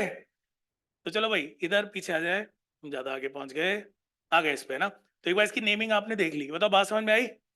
और एक और चीज आपको पता ही है, डायग्राम जब देखोगे तो डायग्राम के अंदर जो एम्बेडेड दिखेंगे वो स्पर्मेटिड होंगे। और थ्योरेटिकल पोर्शन जब पढ़ोगे उसमें लिखा हुआ एम्बेडेड कौन होता है? स्पर्म होता है। ये बताओ, मेरी बात सुन रहे हो सभी लोग? बड़े आगे बढ़े। नेमिंग देख लो एक बार, कुछ इसमें डाउट तो नहीं, क्लियर? बढ़े आगे। तो मुझे बताओ एनसीईआरटी में सेमिनिफरस ट्यूबल के कितने डायग्राम है? एक तो बेहतरीन है 8K में, याद है ना, क्लियर वाला, और दूसरा ये वाला है ना, ठीक है। नेक्स्ट पे आ जाओ। नेक्स्ट यहाँ से शुरू करते हैं ना, शुरू करें। पहले मैं ये समझाऊंगा फिर वो वाली बातें करेंगे ना, ओके। बच्चों ये किसका स्ट्रक्चर है? स्पर्म का स्ट्रक्चर है, पता है क्या? शुरू करते हैं। इसको डिवाइड करते हैं, एक तो हेड होता है, एक नेक होता है, फिर उसके बाद मिडिल पीस होता है, फिर टेल होता है ना। टेल से शुरू करें। टेल बताओ इसकी मोटिलिटी के लिए जरूरी होता है। टेल को अगर मूव करना है तो एनर्जी की जरूरत है। एनर्जी के लिए माइटोकॉन्ड्रिया चाहिए। माइटोकॉन्ड्रिया कौन से पार्ट में होता है? मिडिल पीस में होता है, ठीक है। एक वर्ड बता रहा हूँ, चिल्लाना मत, एनसीईआरटी के बाहर चले गए, ये नीट में आया था। जो माइटोकॉन्ड्रिया होता है उसका एक नाम होता है, किसी को पता है? नेबनकन शीथ, क्या नाम होता है? ये एक बार आ गया था बेटा, इसको याद रखिएगा ना। तो टेल मोटिलिटी प्रोवाइड करती है, बोलते जाओ। उसके लिए एनर्जी बताओ, माइटोकॉन्ड्रिया देता है। कौन से पार्ट में होता है? Middle part. उसके बाद नेक होता है, इसमें आपको पता ही है वो सेंट्रियोल होते हैं, डिस्टल वेंट में ना, पता है? प्रॉक्सिमल डिस्टल, याद है क्या? वो तो छोड़ो, सबसे ऊपर हेड में आ जाओ। हेड में एक तो क्रोमोसोमल मटेरियल प्रेजेंट होगा पूरा, है ना। ये तो कंडीशन 2n या n, अरे n होगी ना। और हेड वाले पार्ट में इंपॉर्टेंट चीज होती है एक्रोसोम। वहां पे लाइटिक एंजाइम प्रेजेंट होते हैं जो फर्टिलाइजेशन में हेल्प करते हैं। किस में हेल्प कर रहे हैं? Fertilisation, okay. एक बात बताओ, कोई भी जो सेल होता है उसमें प्लाज्मा मेम्ब्रेन होनी जरूरी है। तो एक बार रिवाइज करें इसको। ये बताओ स्पर्म को कितने पार्ट में डिवाइड किया? कितने? 4 में किया ना। हेड, नेक, मिडिल पीस और टेल। ये बताओ मोटिलिटी कौन दे रहा है? उसके लिए एनर्जी कौन दे रहा है? माइटोकॉन्ड्रिया। कौन से पार्ट में है? Middle part. नेक वाले का डिटेल अपन नहीं पढ़ रहे। हेड में एक तो उसका न्यूक्लियस होता है, कंडीशन बताओ एन होती है। पूरे प्लाज्मा मेम्ब्रेन तो होगी, और सबसे ऊपर जो एक्रोसोम होगा उसमें एंजाइम्स प्रेजेंट होंगे, है ना। बोलो। जैसे स्पर्म लाइसिन, ऐसे एंजाइम होते हैं ना। अब इधर जो लिखा है ना, एक बार आप इसको पढ़ो, फिर मैं एक्सप्लेन करूंगा आपको, है ना, ठीक है। एक बार मैं रीड करता हूँ आपके लिए, देन आई विल एक्सप्लेन। मैं तुम्हें एक एग्जांपल देता हूँ, एनसीईआरटी हमारे मजे कैसे लेता है ना। आजकल तुमने देखा होगा स्टोर पे जो डिस्काउंट आते हैं वो ऐसे आते हैं, बाय 1 गेट 5 फ्री, है ना। Buy 1 get lifetime supply free, ऐसे कुछ भी आते हैं ना। पहले डिस्काउंट पता है कैसे आते थे? 50% प्लस 50%। 100 रुपए की चीज है, दुकान के बाहर लिखा रहता था डिस्काउंट है 50% प्लस 50%। हमारे जैसे लोग पहुंच जाते थे, बोले फ्री में दो, है ना। ये बताओ 50% प्लस 50% कितना हुआ? 100% हुआ। अरे 75 हुआ ना। समझ गया कैसे हुआ? ओके, ऐसा ही कुछ एनसीईआरटी ने लिखा है यहाँ पे ना। तो यहाँ से शुरू करते हैं, पहली लाइन से शुरू करेंगे भाई। Semen, seminal plasma along with sperm constitute semen. बताओ, मैंने पहले ही बता दिया था। अब देखते हैं तुम्हें कितना याद है। सेमाइनल प्लाज्मा बताओ उन ग्लैंड्स का सेक्रीशन था। बोलो। उसमें 3 चीजें मैंने रटने को कही थी, क्या क्या होती है? Fructose, calcium and certain enzymes, याद है क्या? नेक्स्ट पे आ जाओ, बहुत ही बढ़िया एनर्जी। नॉर्मल फर्टिलिटी अगर चाहिए, अब कहानी सुनना है ना बच्चों। देखो, मेल में जो इजैकुलेशन होता है ना, इजैकुलेशन हुआ लगभग सीमन होता है 3 से 4 ml। उस 3 से 4 ml के अंदर जो स्पर्म होते हैं ना, होते हैं 200 से 300 मिलियन। 200 से 300। इतने सारे क्यों चाहिए? क्योंकि फीमेल की बॉडी के लिए फॉरेन पार्टिकल है, फेगोसाइटोसिस होता है, वो इधर उधर कहीं चले जाता है, मतलब मैं समझाऊंगा आपको, डोंट वरी, है ना। इतने सारे चाहिए। अब एनसीईआरटी बोलता है अगर नॉर्मल फर्टिलिटी चाहिए तो ये 200 से 300 मिलियन जो है ना, इनके 60%, मैंने क्या बोला? 200 से 300 मिलियन का 60% क्या होना चाहिए उसमें? नॉर्मल शेप और साइज। ये पता क्यों जरूरी है? स्पर्म का हर एक जो पार्ट होता है ना, फर्टिलाइजेशन के लिए इंपॉर्टेंट है। टेल डैमेज हुआ, मोटिलिटी नहीं होगी। मिडिल पास डैमेज हुआ, माइटोकॉन्ड्रिया नहीं होगा। नेक जो होता है वो सेंट्रियोल के लिए जरूरी होता है। हेड में बाकी सब होता है। तो इसीलिए नॉर्मल शेप और साइज होनी चाहिए लगभग, मतलब कम से कम कितने परसेंट? 60%। अरे समझ में आया?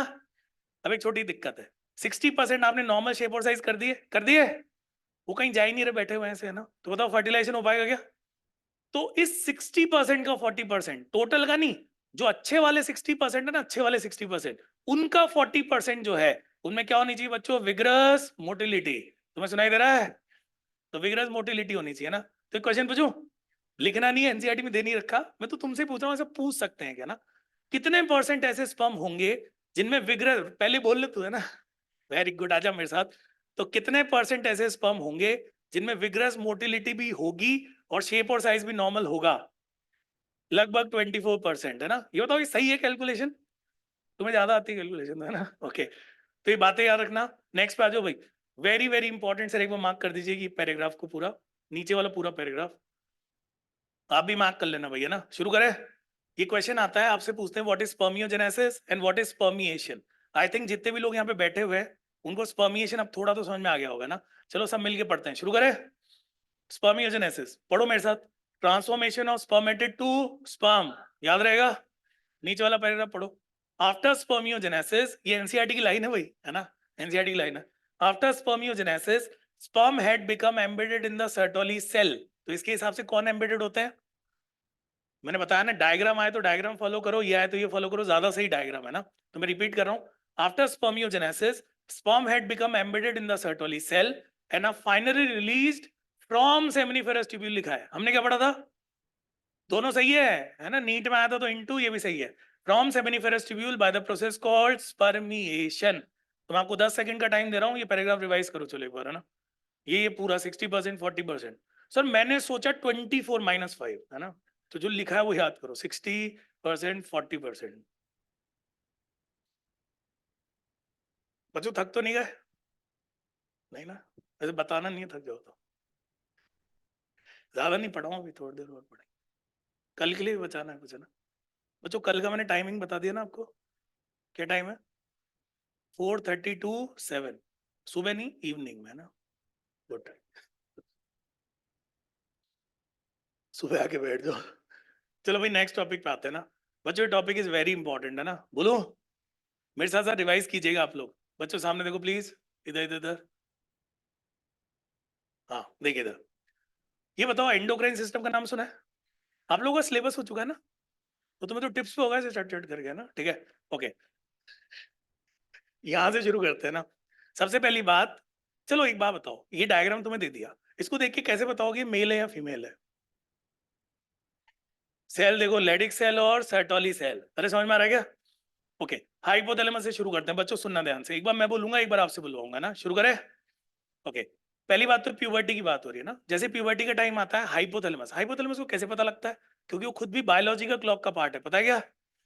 पीनियल तो है, हाइपोथैलेमस भी है। एक चीज मैं याद दिला दूं तुम्हें, बायोलॉजिकल क्लॉक सिस्टम का पहला काम होता है पीरियोडिक प्रोसेस को कंट्रोल करना, जैसे सोने जागने का चक्र, कब सोना है कब जागना है, 24 आवर रिदम, याद है क्या? कईयों का बिगड़ जाता है, वो सो जाते हैं, यहाँ पे भी अलग बात है। दूसरा मेंस्ट्रुअल साइकिल 28 डेज में रिपीट हो रही है ना। तो इधर देखो रे, पहला पॉइंट, कोई भी पीरियोडिक प्रोसेस बताओ उसको बायोलॉजिकल क्लॉक कंट्रोल करेगा। सेकंड पॉइंट, कोई भी ऐसा प्रोसेस जो पीरियोडिक तो नहीं है मगर जीवन में एक फिक्स टाइम पे होता है, उसको भी कंट्रोल करता है, और ऐसा होता है प्यूबर्टी, और होता है ना, प्यूबर्टी हर 13 साल में रिपीट होता है क्या? तो एक फिक्स टाइम पे हो रहा है ना, इसको याद रखिएगा ना। अब इधर देखो, आंसू मत रहे, हाइपोथैलेमस, तो जैसे प्यूबर्टी का टाइम आया, हाइपोथैलेमस से बताओ जीएनआरएच बढ़ गया, फुल फॉर्म बोलो जल्दी से, gonadotropin releasing hormone, significant increase at puberty. इस पे असर्शन रीजन बनता है कि मेल के अंदर जो स्पर्मेटोजेनेसिस स्टार्ट होता है प्यूबर्टी पे होता है, असर्शन रीजन दे रखा होता है ये वाली लाइन, कि जीएनआरएच का लेवल सिग्निफिकेंटली बढ़ जाता है, तो एक्सप्लेन कर रहा है। ऐसे एक और असर्शन रीजन बन सकता है, testis and ovaries are primary reproductive organ, और रीजन में दे रखा है they produce gametes and sex hormone, बताओ एक्सप्लेन कर रहा है। तो जब भी एनसीईआरटी पढ़ो ना, खुद ही असर्शन रीजन बनाया करो, गलत सलत नहीं, सही वाला है ना, गुड। इधर देखिए अब, हाइपोथैलेमस से कौन आया, जीएनआरएच, फुल फॉर्म बोलो, गोनाडोट्रोपिन रिलीजिंग हार्मोन, किसको स्टिमुलेट किया, एंटीरियर पिट्यूटरी, वहां से ही आते हैं गोनाडोट्रोपिन, है ना। ये तो मैं एफएसएचएलए चाहते हैं। अब बच्चों मैं थोड़ा सा ज्यादा पढ़ाऊंगा, इसे घबराना मत, एनसीईआरटी के बाहर नहीं जा रहा हूँ ना, समझ आ गई बात। इधर देखिए, मैं इधर आ जाता हूँ एक बार, है ना, आगे। पहले हम पढ़ रहे हैं एलएच, ल्यूटिनाइजिंग हार्मोन, जल्दी से बताओ मेल में एलएच का नाम चेंज हो जाता है क्या? अरे मेल का नाम नहीं, एलएच का नाम हो जाता है ना। आईसीएसएच, इंटरस्टिशियल सेल स्टिमुलेटिंग हार्मोन, किसी ने सुना है? लिखो मत बच्चों, ऐसे सुनते जाओ। तो जो एलएच होता है मेल में, उसका नाम चेंज हो गया, इंटरस्टिशियल सेल स्टिमुलेटिंग हार्मोन, है ना। या तो लेडिक सेल का दूसरा नाम इंटरस्टिशियल सेल है, ये उसको स्टिमुलेट करेगा, वहां से एंड्रोजन यानी टेस्टोस्टेरोन आएगा, पक्का। आपको पता है टेस्टोस्टेरोन एक तो स्पर्मेटोजेनेसिस करवा रहा है, साथ में सेकेंडरी सेक्सुअल कैरेक्टर डेवलप करवा रहा है। बच्चों ये बताओ, नेगेटिव फीडबैक सुना है? अगर ये टेस्टोस्टेरोन ज्यादा हो गया, क्या बोला मैंने, अगर टेस्टोस्टेरोन ज्यादा हो गया तो ये पता है क्या करेगा, ये एक तो जाएगा हाइपोथैलेमस के पास, उसको इनिबिट करेगा, एक एंटीरियर पिट्यूटरी के पास जाके इनिबिट करेगा। तो जब भी कोई फाइनल प्रोडक्ट ज्यादा हो जाता है, वो खुद के प्रोडक्शन को ही रोक देता है, इसको हम बोलते हैं नेगेटिव फीडबैक। तो बताओ ये कंट्रोल हो गया। एक ट्रिक बताओ, जब इस साइड का पढ़ो तो उसको मत देखो, उस साइड का पढ़ो तो इसको मत देखो, है ना। उससे क्या होता है, सिंपल हो जाती है चीजें थोड़ी, तो अब इसको भूल जाओ, भूल गए, इस साइड शिफ्ट हो जाओ भाई, हो गया क्या? मैं एक दो वर्ड एक्स्ट्रा बोलूंगा, घबराना नहीं किसी को भी, है ना। बच्चों एफएसएच आ गया, बोल ही नहीं रहे हो, कौन आ गया? फुल फॉर्म बोलो, फॉलिकल स्टिमुलेटिंग हार्मोन, किस पे एक्ट करता है, सर्टोली सेल। नीट के अंदर ये सबसे ज्यादा गलती करवाने वाला क्वेश्चन हो सकता है, पता है क्यों? नीट तक अपन पढ़ पढ़ के तैयार हो जाते हैं, बोले पूछ के दिखाओ, है ना, ठीक है। एफएसएच सुनते ही फीमेल याद आता है, क्योंकि फॉलिकल स्टिमुलेटिंग है। अपने को याद ही नहीं आता ये मेल में भी होता है और सर्टोली सेल को भी स्टिमुलेट करता है। तुम्हें सुनाई दे रहा है क्या? तो याद रखना किसको स्टिमुलेट कर रहा है, सर्टोली सेल। अब याद करो, एक तो यहाँ से कुछ फैक्टर आते हैं बेटा, किसको स्टिमुलेट करते हैं, स्पर्मियोजेनेसिस। मैं तुम्हें थोड़ा सा इससे बाहर पढ़ा रहा हूँ, बस एक पॉइंट बता दूं क्या? अब बच्चों ध्यान से सुनना, जैसे ही सर्टोली सेल स्टिमुलेट हुए वहां से आता है एंड्रोजन बाइंडिंग प्रोटीन। ये पता है क्या करता है? जो भी टेस्टोस्टेरोन सेमिनिफेरस ट्यूब्यूल के अंदर आ रहा है उसको वहीं पे बाइंड करके रोक लेता है। और ये बताओ स्पर्मेटोजेनेसिस में हेल्प करता है? ये जरूरी है बेटा एनसीईआरटी को समझने के लिए ना, किस में हेल्प कर रहा है, स्पर्मेटोजेनेसिस। अब एक दिक्कत हो गई, मान लो स्पर्मेटोजेनेसिस ज्यादा हो गया तो, है ना, जितनी भी ट्यूब है वो पूरी भर गई तो प्रॉब्लम पता है क्या है? जो सर्टोली सेल है वो एंड्रोजन बाइंडिंग प्रोटीन को डायरेक्ट इनिबिट नहीं कर सकता। जैसे मान लो आपकी एक फ्रेंड है, आप उसको कुछ बोलना चाहते हो, आपको लगता है नाराज हो जाएगी, तो किसी और से बुलवाते हो उसको, है ना। तो ऐसी Sertoli cell androgen binding protein को डायरेक्ट इनिबिट नहीं कर सकता। तुम्हें सुनाई दे रहा है क्या? तो वो पता है क्या करता है, इनिबिन रिलीज करवा देता है। क्या रिलीज करता है? और ये रट लो, ऐसे बिल्कुल ऐसे रट लो, है ना। इनिबिन जो होता है वो हाथ पैर मुंह धोकर नहा धोकर एफएसएच के पीछे पड़ा रहता है। किसके पीछे? तो अगर स्पर्मेटोजेनेसिस ज्यादा हुआ, बताओ सर्टोली सेल से इनिबिन आएगा, वो आके किसको इनिबिट कर देगा, एफएसएच, और ये पूरा प्रोसेस रुक जाएगा ना, ठीक है। तो एक बार सब मिलके इसको रिवाइज करेंगे बच्चों, जवाब देना जरूरी है। ये तो हाइपोथैलेमस से जीएनआरएच आया बाय बर्थ, आता रहता है, प्यूबर्टी पे उसकी क्वांटिटी बढ़ गई। बताओ एंटीरियर पिट्यूटरी स्टिमुलेट हुआ, वहां से कौन है, एफएसएच एंड एलएच। एलएच का नाम क्या हो गया, इंटरस्टिशियल सेल स्टिमुलेटिंग हार्मोन। बताओ लेडिक सेल को स्टिमुलेट किया, वहां से कौन आया, टेस्टोस्टेरॉन। अगर ज्यादा हो गया तो नेगेटिव फीडबैक। एफएसएच कौन से सेल, सर्टोली सेल। अरे पता है क्या, वहां से एक तो एंड्रोजन बाइंडिंग प्रोटीन, वो एंड्रोजन को कॉन्सेंट्रेट करेगा इनसाइड सेमिनिफेरस ट्यूब्यूल। अगर स्पर्मेटोजेनेसिस ज्यादा हो गया तो क्योंकि एंड्रोजन बाइंडिंग प्रोटीन जो है वो खुद हार्मोन नहीं है, तो सर्टोली सेल उसको इनिबिट नहीं कर सकता। तो बताओ तुरंत क्या रिलीज करवा देगा, इनिबिन। और इनिबिन एफएसएच को इनिबिट कर देगा ना। ये कहानी डन है क्या? Are you sure? बढ़े आगे बढ़े, पक्का? नेगेटिव है ना, नेगेटिव फीडबैक हो गया। ये आ गया भाई यूजेनेसिस, इसको बहुत ध्यान से पढ़ना है अपने को ना बच्चों। शुरू करें, थोड़ा सिंसियरली पढ़ो बच्चों, ज्यादा नहीं पढ़ाऊंगा, थोड़ी देर में ऐसे बोलता रहूंगा, ज्यादा नहीं पढ़ाऊंगा तो उससे अच्छा लगता है अपने को ना। यहाँ देखिए, अब हम पढ़ रहे हैं ऊजेनेसिस पढ़ रहे हैं, क्या पढ़ रहे हैं? ये होता मेल या फीमेल? फीमेल है ना। पहली बात तो हम एक बार इनमें कंपैरिजन करते हैं, आप लोग मेरी हेल्प करेंगे। शुरू करें, डिफरेंस डिफरेंस है ना। मेल के अंदर जो स्पर्मेटोजेनेसिस होता है, बताओ वो प्यूबर्टी पे स्टार्ट होता है, इसका कुछ पार्ट बर्थ से पहले। मेल में जो स्पर्मेटोजेनेसिस होता है बताओ कंटिन्यूअस होता है, ये बीच बीच में रुक जाता है। तीसरा, मेल में स्पर्मेटोजेनेसिस में लास्ट स्टेप डिफरेंशिएशन के लिए होती है, कुछ याद है? यहाँ भी ऐसा अलग से कोई स्टेप नहीं होती, है ना। अब शुरू करें, प्लीज इधर देखना, मेरी हेल्प करना है ना। सबसे पहले देखो ये वाले एरो इंपॉर्टेंट है। बताओ ये बर्थ दिख रहा है, बर्थ से पहले जो भी होगा फीटल लाइफ होगी। कौन सी लाइफ है? Foetal life. उसके बाद ये चाइल्डहुड वाला पार्ट है, फिर ये प्यूबर्टी है, फिर उसके बाद एडल्ट रिप्रोडक्टिव लाइफ। कई बार तो सीधा यही पूछ लिया जाता है, एबीसीडी मार्क करके क्या दे रखा है ना। तो पहले बच्चों हम बात करेंगे फीटल लाइफ की, शुरू करें। ओके, पहला सेल पढ़ो, ऊपर कौन लिखा है, उगोनिया। ऐसे नेमिंग मत देखो, तुम्हें पता है वो रेड रेड सा जो दिख रहा है ना वो उगोनिया है। अब पता है क्या हुआ, नेचर ने थोड़ा ज्यादा दिमाग लगा लिया। नेचर ने सोचा कि जितने उगोनिया अपने को बनाने हैं वो अगर अपन पहले ही बना के रख लेंगे तो फ्यूचर में कभी इनको बनाने की जरूरत ही नहीं पड़ेगी। तुम्हें सुनाई दे रहा है? मगर इसमें एक छोटी सी गड़बड़ हो गई। एक चीज को उन्होंने कंटेक्स्ट में नहीं लिया कि ये एज के साथ डीजनरेट भी तो हो सकते हैं। आप लोग सुन रहे हो, है ना। तो जितने बनाने थे बन गए। तो देखो सबसे पहले उगोनिया से शुरू करो, बताओ इनमें माइटोसिस हुआ और ये बहुत सारे बने। एनसीईआरटी में लिखा है कितने बने, couple of million in each ovary. किसी को याद है क्या? बोल नहीं रहे भाई, यहीं तक पढ़ के आए थे तुम, पता लग गया मेरे को, है ना, ठीक है। तो इनमें उगोनिया के अंदर माइटोसिस हुआ, बढ़ते गए बढ़ते गए बढ़ते गए, couple of million in each ovary. अब पहले तो मुझे बताओ what is the word meaning of couple? Double pair, है ना।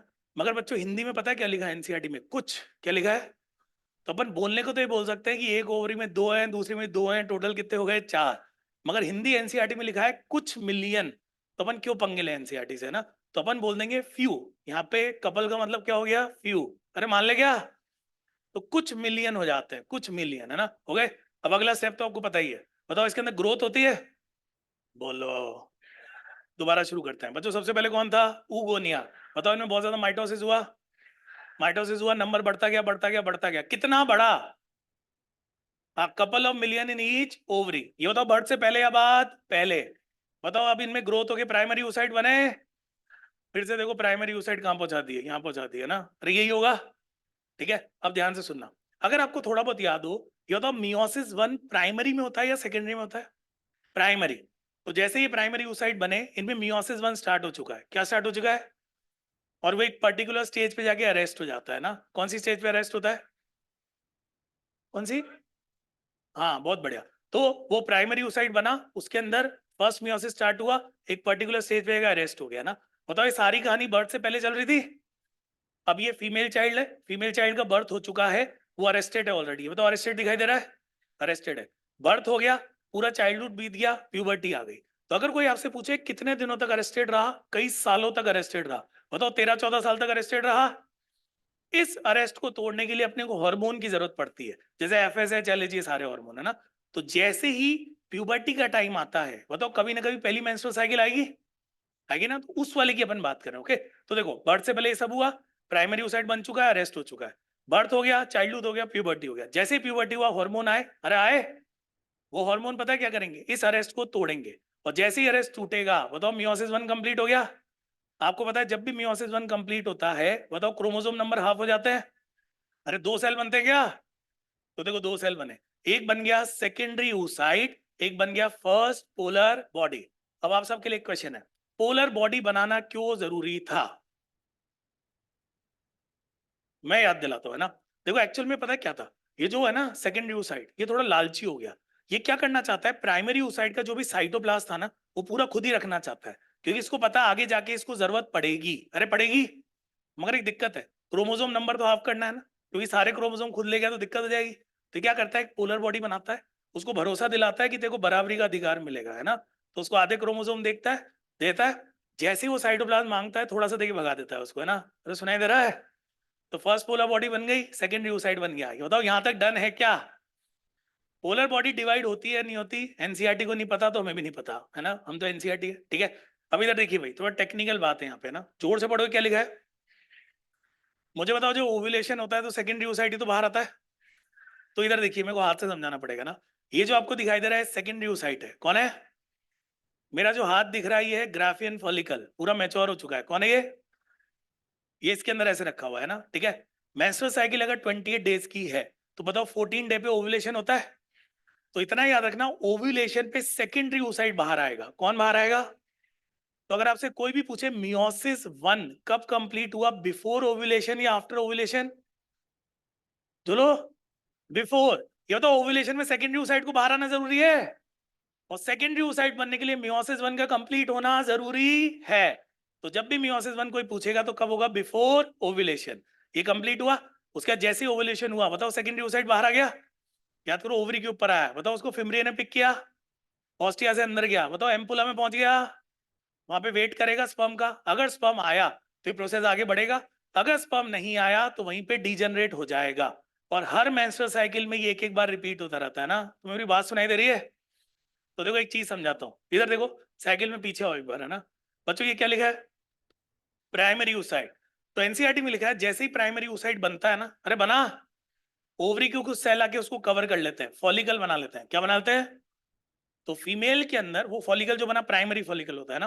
तो फीमेल के अंदर प्यूबर्टी के टाइम अगर आप देखोगे ना, तो सारे प्राइमरी फॉलिकल होंगे। क्या होंगे? और उसके अंदर जो प्रेजेंट होंगे वो सारे प्राइमरी oocyte होंगे। बोलते जाओ क्या होंगे? होंगे ना। हर मेंस्ट्रुअल साइकिल में कुछ का नंबर आएगा, बोले आपका नंबर आ गया, उनमें से कुछ डिजेनरेट हो जाएंगे, फिर एक जाकर ओव्यूलेशन करवाएगा ना। कहानी समझ में आ रही है? और रैंडम होता है, कभी इस फेलोपियन ट्यूब की तरफ, कभी इधर की तरफ, ऐसे ऐसे रैंडम। तो मुझे एक बार यहाँ तक रिवाइज कराओ, मैं इसमें टाइम लगाऊंगा, थोड़ा परेशान मत होना। ये तो सबसे पहली स्टेज क्या थी? ऊगोनिया। बताओ बर्थ से पहले या बाद? बताओ उसमें माइटोसिस चल रहा है, couple of million in each ovary बन गए, फिर उनमें ग्रोथ होके क्या बन गया? Primary oocyte। बताओ मियोसिस 1 हुआ, हुआ ना, वो अरेस्ट हो गया। बताओ इसी दौरान बर्थ हो गया, प्यूबर्टी आ गई, कुछ समय तक अरेस्टेड रहा। जैसे ही हार्मोन रिलीज हुए, बताओ उन्होंने अरेस्ट को तोड़ा। ये अरेस्ट कब टूटेगा? Before ovulation. और वहां पे मियोसिस 1 कंप्लीट हुआ। बताओ 2 सेल बन गए, कौन कौन से बन गए बोलते जाओ? एक तो सेकेंडरी oocyte और एक फर्स्ट पोलर बॉडी। यहां तक हम साथ हैं? ये जो है सेकेंडरी oocyte, ये बताओ एम्पुला में पहुंच चुका है। कहां पहुंच चुका है? अब देखो, या तो स्पर्म आएगा या तो नहीं आएगा, पक्की बात है। हम ये अज्यूम करें स्पर्म आ गया, स्पर्म जैसे ही स्पर्म आएगा स्पर्म एंट्री करेगा, है ना। एक बहुत ही फेमस लाइन है, after entry of sperm but before completion of fertilisation. NEET में 3-4 बार चुका है, बोलना एक बार, after entry of sperm but before completion of fertilisation. ये मियोसिस 2 कंप्लीट हो जाएगा। या तो मियोसिस 2 जैसे ही कंप्लीट हुआ, इधर से जो बना वो तो कौन बन गया, ओवम। इधर से कौन बन गया, सेकेंड पोलर बॉडी। तो अब एक चीज इमेजिन करो, सोच के देखो, सोचने में अजीब लगेगा। बताओ सेकेंडरी साइड है, उसमें उसकी लेयर्स आ जाती है, तो उसको एग कहते हैं। क्या कहते हैं, एग। इधर से स्पर्म एंटर हो रहा है, इधर से मियोसिस 2 कंप्लीट हो रहा है। बताओ वहीं पे सेकेंड पोलर बॉडी बनेगी, बनेगी ना। और फाइनली वो ओवम में कन्वर्ट हो जाएगा। किस में कन्वर्ट हो गया, ओवम। तो मैं कुछ क्वेश्चन पूछूं बच्चों आपसे, टेक्निकल क्वेश्चन, दिमाग लगाना। फर्स्ट पोलर बॉडी कौन से ऑर्गन में बनती है, ओवरी। सेकंड पोलर बॉडी किस में बनेगी, मतलब फेलोपियन ट्यूब। अरे तुम्हें समझ में आ रहा है। एक और बात, रूल के हिसाब से ये वाली स्टेज सेकेंडरी oocyte होती है, और स्पर्म आ गया उसके बाद जो होता है उसको ओवम कहते हैं। अरे कहते हैं, मगर एनसीईआरटी में डिफरेंशिएट नहीं करता। एनसीईआरटी इसको भी ओवम कहता है, इसको भी ओवम कहता है, इसको सेकेंडरी oocyte भी कहता है ना। तो ऐसी जो चीजें उसमें हम कुछ कर नहीं सकते। तो एक बार सब मिलकर रिवाइज करेंगे, सबका बोलना जरूरी है। शुरू करें, हर टॉपिक में परेशान नहीं करूंगा, इसमें करूंगा बस, है ना। करें। सबसे पहले बताओ क्या थे, ऊगोनिया।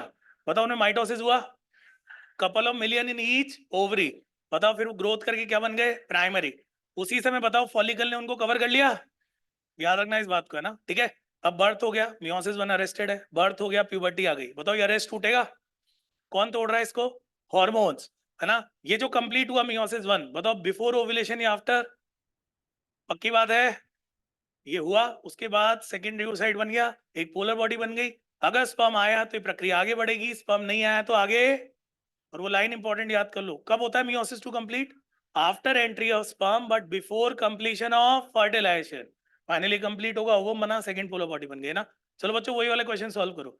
हैप्लॉइड और डिप्लॉइड बता सकते हो, मैंने ट्रिक बताई थी ना। प्राइमरी तक क्या होते हैं, क्या होते हैं, डिप्लॉइड।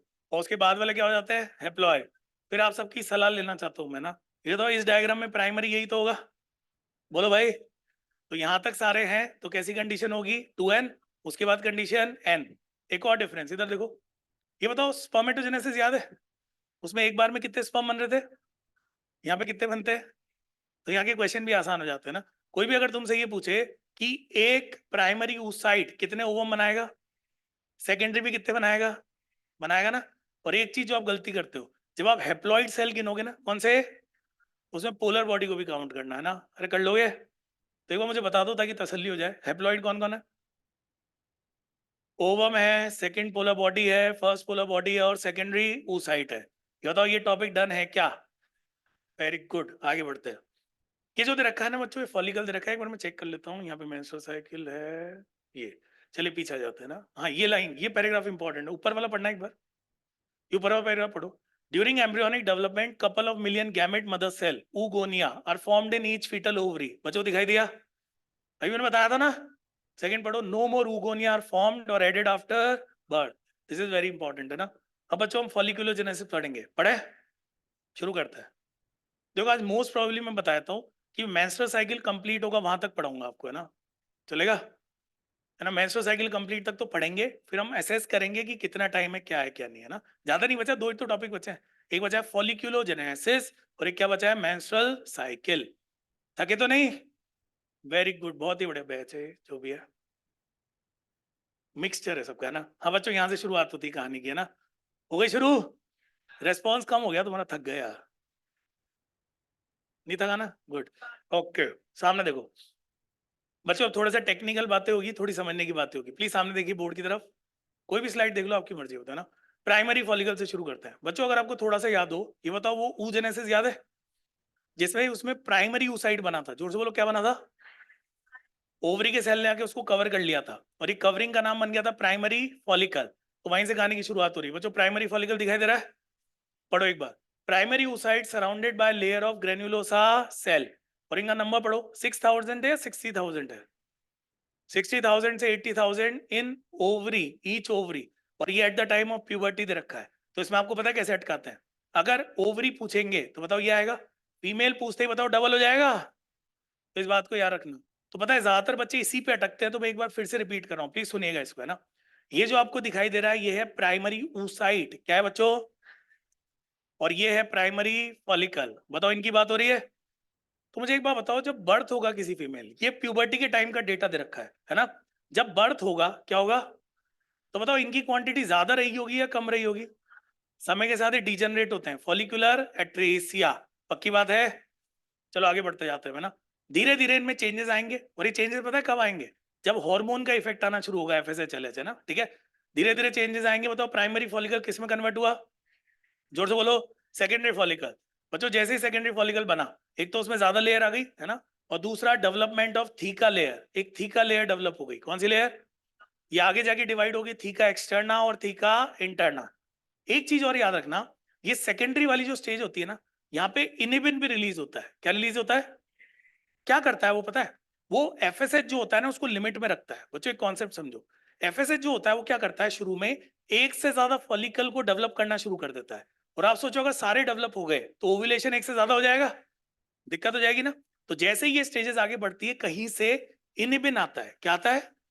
इनिबिन। इनिबिन क्या करता है, एफएसएच को लिमिट में कर देता है। तो उससे सबसे ज्यादा जो मैच्योर स्टेज में होता है वही आगे बढ़ता है, बाकी सारे फॉलिकल डीजेनरेट हो जाते हैं ना। ये बात याद रहेगी। टर्शरी पे आ जाओ, वेरी इंपॉर्टेंट। पता है क्या टर्शरी तक आते आते थे वो क्या हुआ, एक बार मैं रीड करता हूँ। Characterised by fluid filled cavity antrum. Sir इसको इंपॉर्टेंट मार्क कीजिएगा, ये क्वेश्चन में बहुत पूछा जाता है। ऐसा कौन सा फॉलिकल होता है जिसको हम एंट्रल फॉलिकल कहते हैं? एंट्रम होता है कैविटी। क्या होता है बच्चों? अब इधर देखिए एक बार, समझिए मेरी तरफ, है ना? मेरे को पता है डायग्राम नहीं, इसलिए आप ऐसे करो। सुनो, ये जो आपको दिखाई दे रहा है ये वाला, ये तो दिखाई दे रहा है। अभी तक ये प्राइमरी oocyte था ना, मान लो ये सेकेंडरी oocyte में कन्वर्ट हो गया, और इसके चारों तरफ ऐसे फॉलिकल है। अब मुझे बताओ, इस चीज को अगर बाहर लाना है तो अंदर कोई प्रेशर तो क्रिएट करना पड़ेगा। तो एफएसएच और एलएच दोनों मिलकर पता है क्या करता है, अंदर के जो सेल होते हैं ना, उनसे एक लिक्विड सेक्रीट करते हैं, और वो लिक्विड फॉलिकल के अंदर भरना शुरू हो जाता है। तो जहां पर वो लिक्विड भरा, वो कैविटी बन गई ना, उसको एंट्रम कहते हैं बच्चों। क्या कहते हैं? तो जब भी आपसे पूछा जाए पहली बार जो एंट्रम बनता है, बताओ कौन से फॉलिकल में बनता है? टर्शियरी। जोर से बोलो किसमें बना? तो characterised by fluid filled cavity called antrum. यहां तक डन। एक और देखो इसमें क्या क्या हुआ। थीका लेयर बताओ डिफरेंशिएट हो गई, किस किस में हुई? थीका इंटरना और थीका एक्सटर्ना। और आपको पता है यहाँ से एस्ट्रोजन आना स्टार्ट होगा। कौन आएगा? याद रखना इसकी बात, एस्ट्रोजन की, है ना बच्चों? आगे बढ़े, नेक्स्ट पे आ जाओ। मियोसिस वन गेट्स कंप्लीटेड, ये बहुत इंपॉर्टेंट है। तो यहीं पर जो प्राइमरी oocyte है, किसमें कन्वर्ट हो गया? Secondary oocyte। अरे हुआ क्या? ओके, तो एक बार सामने देखना प्लीज। पहला फॉलिकल कौन सा था? प्राइमरी। फिर कौन था? सेकेंडरी। ये तो टर्शरी इंपॉर्टेंट है। एक तो टर्शरी में क्या बना? एंट्रम बना। उसके अलावा मियोसिस वन कंप्लीट हुआ, है ना? अब बच्चों एक बात तुम्हें शायद पता होगी, टर्शरी की जो लेट स्टेज होती है ना, वही ग्राफियन फॉलिकल होता है। ये भी टर्शरी होता है, किसी साइंटिस्ट के नाम पे ग्राफियन बोल दिया ना, तो उसके बाद बना मैच्योर ग्राफियन फॉलिकल।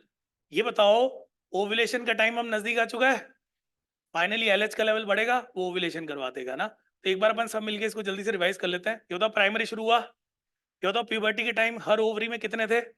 60,000 टू 80,000। बताओ समय के साथ डिजेनरेट हो रहा है। सेकेंडरी फॉलिकल दिखाई दे रहा है, उसमें नई थीका डेवलप हुई और लेयर आई। टर्शरी में क्या बन गया? एंट्रम।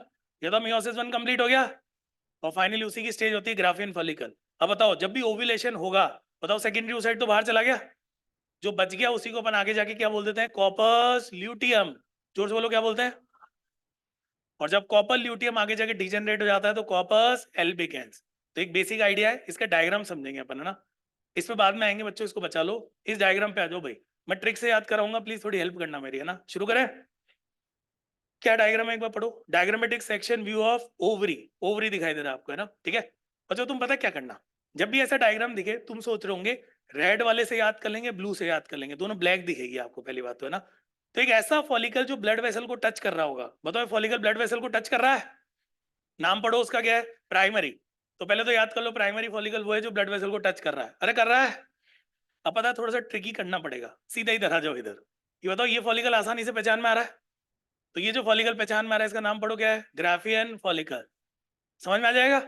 और आपको पता है ग्राफियन से जस्ट पहले कौन होता है? टर्शरी। तो देखो टर्शरी फॉलिकल, और उसमें क्या दिख रहा है? एंट्रम।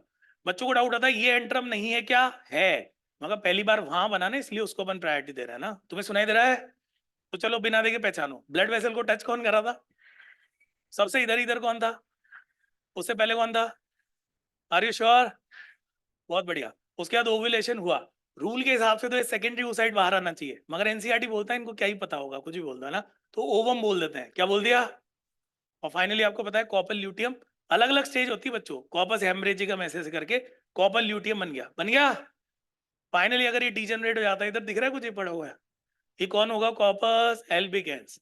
तो मैं आपको 10 सेकंड छोड़ रहा हूँ इस डायग्राम के साथ, इसको रिवाइज करो बच्चों। ऐसे नहीं कि देख के याद आ जाएगा, बिना देखे याद करो, इसे दिखना चाहिए आपको, इसे है ना, हवा में दिखना चाहिए।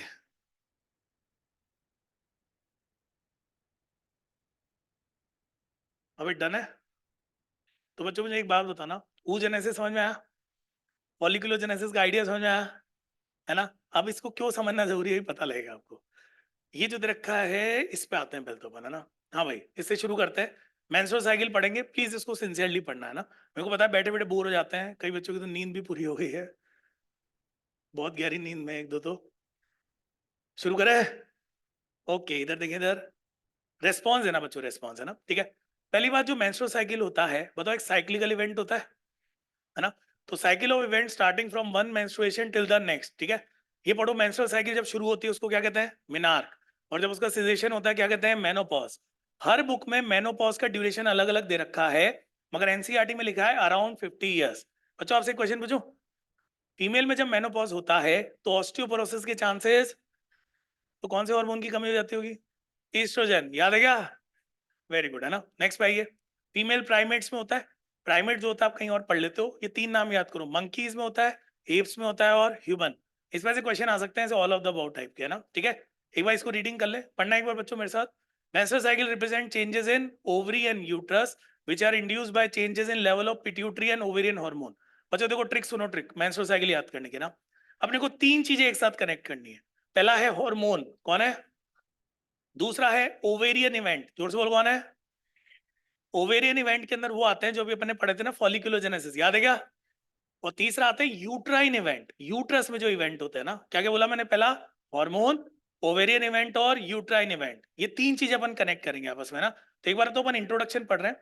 Menstruation only occurs if release ovum is not fertilise, ये मैं भी आपको समझाऊंगा, डोंट वरी। नेक्स्ट पढ़ो, lack of menstruation is indicative of pregnancy, I will explain. Next पढ़ो, during pregnancy all events of menstrual cycle stop. अब बच्चों 2 minute के लिए स्लाइड ना देखते हुए मेरी बात सुनो आप ध्यान से, है ना। मैं आपको एक टॉपिक से कनेक्ट करूंगा, तभी मेंस्ट्रुअल साइकिल बहुत स्मूथली समझ में आएगा। Is it alright? पक्का पक्का समझ में आएगा? मैं 1 मिनट किसको रख दूं, मैं को समझाऊंगा आपको। Sir 1 minute please. हाँ, मेरी तरफ देखें सभी लोग। सबसे पहली बात अपन हार्मोन से रिलेट करते हैं फीमेल में, है ना। ये बताओ, हाइपोथैलेमस का नाम सुना है? हाइपोथैलेमस से कौन आता है? जीएनआरएच। जीएनआरएच से एंटीरियर पिट्यूटरी स्टिमुलेट होती है। बताओ वहां से एफएसएच और एलएच आता है? आता है ना। पहले अपन एफएसएच की बात करेंगे। एफएसएच फॉलिकल को स्टिमुलेट करता है, बोलते जाओ किसको स्टिमुलेट किया? फॉलिकल जैसे ही डेवलप होते हैं, बताओ वहां से एस्ट्रोजन आना स्टार्ट होता है। अब बच्चों एक फिनोमिना होता है पॉजिटिव फीडबैक, क्या होता है? तो जैसे ही एस्ट्रोजन का लेवल एकदम से बढ़ता है ना, एकदम से फॉलिकल से आया बड़ा, बॉडी को लगता है ये बॉडी में कुछ इंपॉर्टेंट करना चाहता है, तो बॉडी उसको रोकती नहीं और बढ़ा देती है। तो जैसे ही एस्ट्रोजन और बढ़ेगा, वो पता है क्या करेगा? एफएसएच और एलएच को बढ़ा देगा। किसको बढ़ाया? अब एफएसएच एलएच दोनों बढ़े, एफएसएच ज्यादा बढ़ गया तो गड़बड़ हो सकती है ना, फॉलिकल ज्यादा स्टिमुलेट हो जाते हैं, तो बताओ उसको लिमिट में कौन रखता है? इनहिबिन। तो इसीलिए याद रखना, ज्यादा क्वांटिटी में जो बढ़ेगा 6 से 10 गुना तक बढ़ जाएगा, कौन होगा? एलएच। और 2 से 3 गुना जो बढ़ेगा कौन होगा? एफएसएच। चल तो बताए, साइकिल याद रहेगी बेटा, इसको याद कर लेना। अब इस साइड शिफ्ट हो जाओ। एलएच ये शायद आगे आया नहीं है, मुझे नहीं पता ना। एलएच की बात करते हैं, किसकी बात कर रहे हैं बेटा? ध्यान से सुनना। कॉपर ल्यूटियम नाम सुना है? कॉपस ल्यूटियम को जो मेंटेन करता है वो शुरू में एलएच होता है। तो एलएच ने एक तो ओव्यूलेशन करवाया, ओव्यूलेशन, कॉपर ल्यूटियम को मेंटेन किया। बेटा सारी कहानी इसी पे आधारित है, मेन इवेंट है ना। तो कॉपर ल्यूटियम को मेंटेन कर रहा है।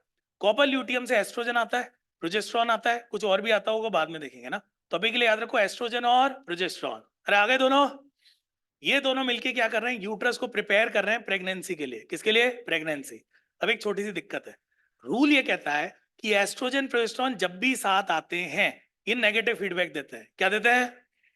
तो देखो समझना, एलएच ही तो उस स्ट्रक्चर को मेंटेन कर रहा है जहां से निकल रहे हैं, और ये नेगेटिव फीडबैक देके एलएच को इनहिबिट कर देंगे।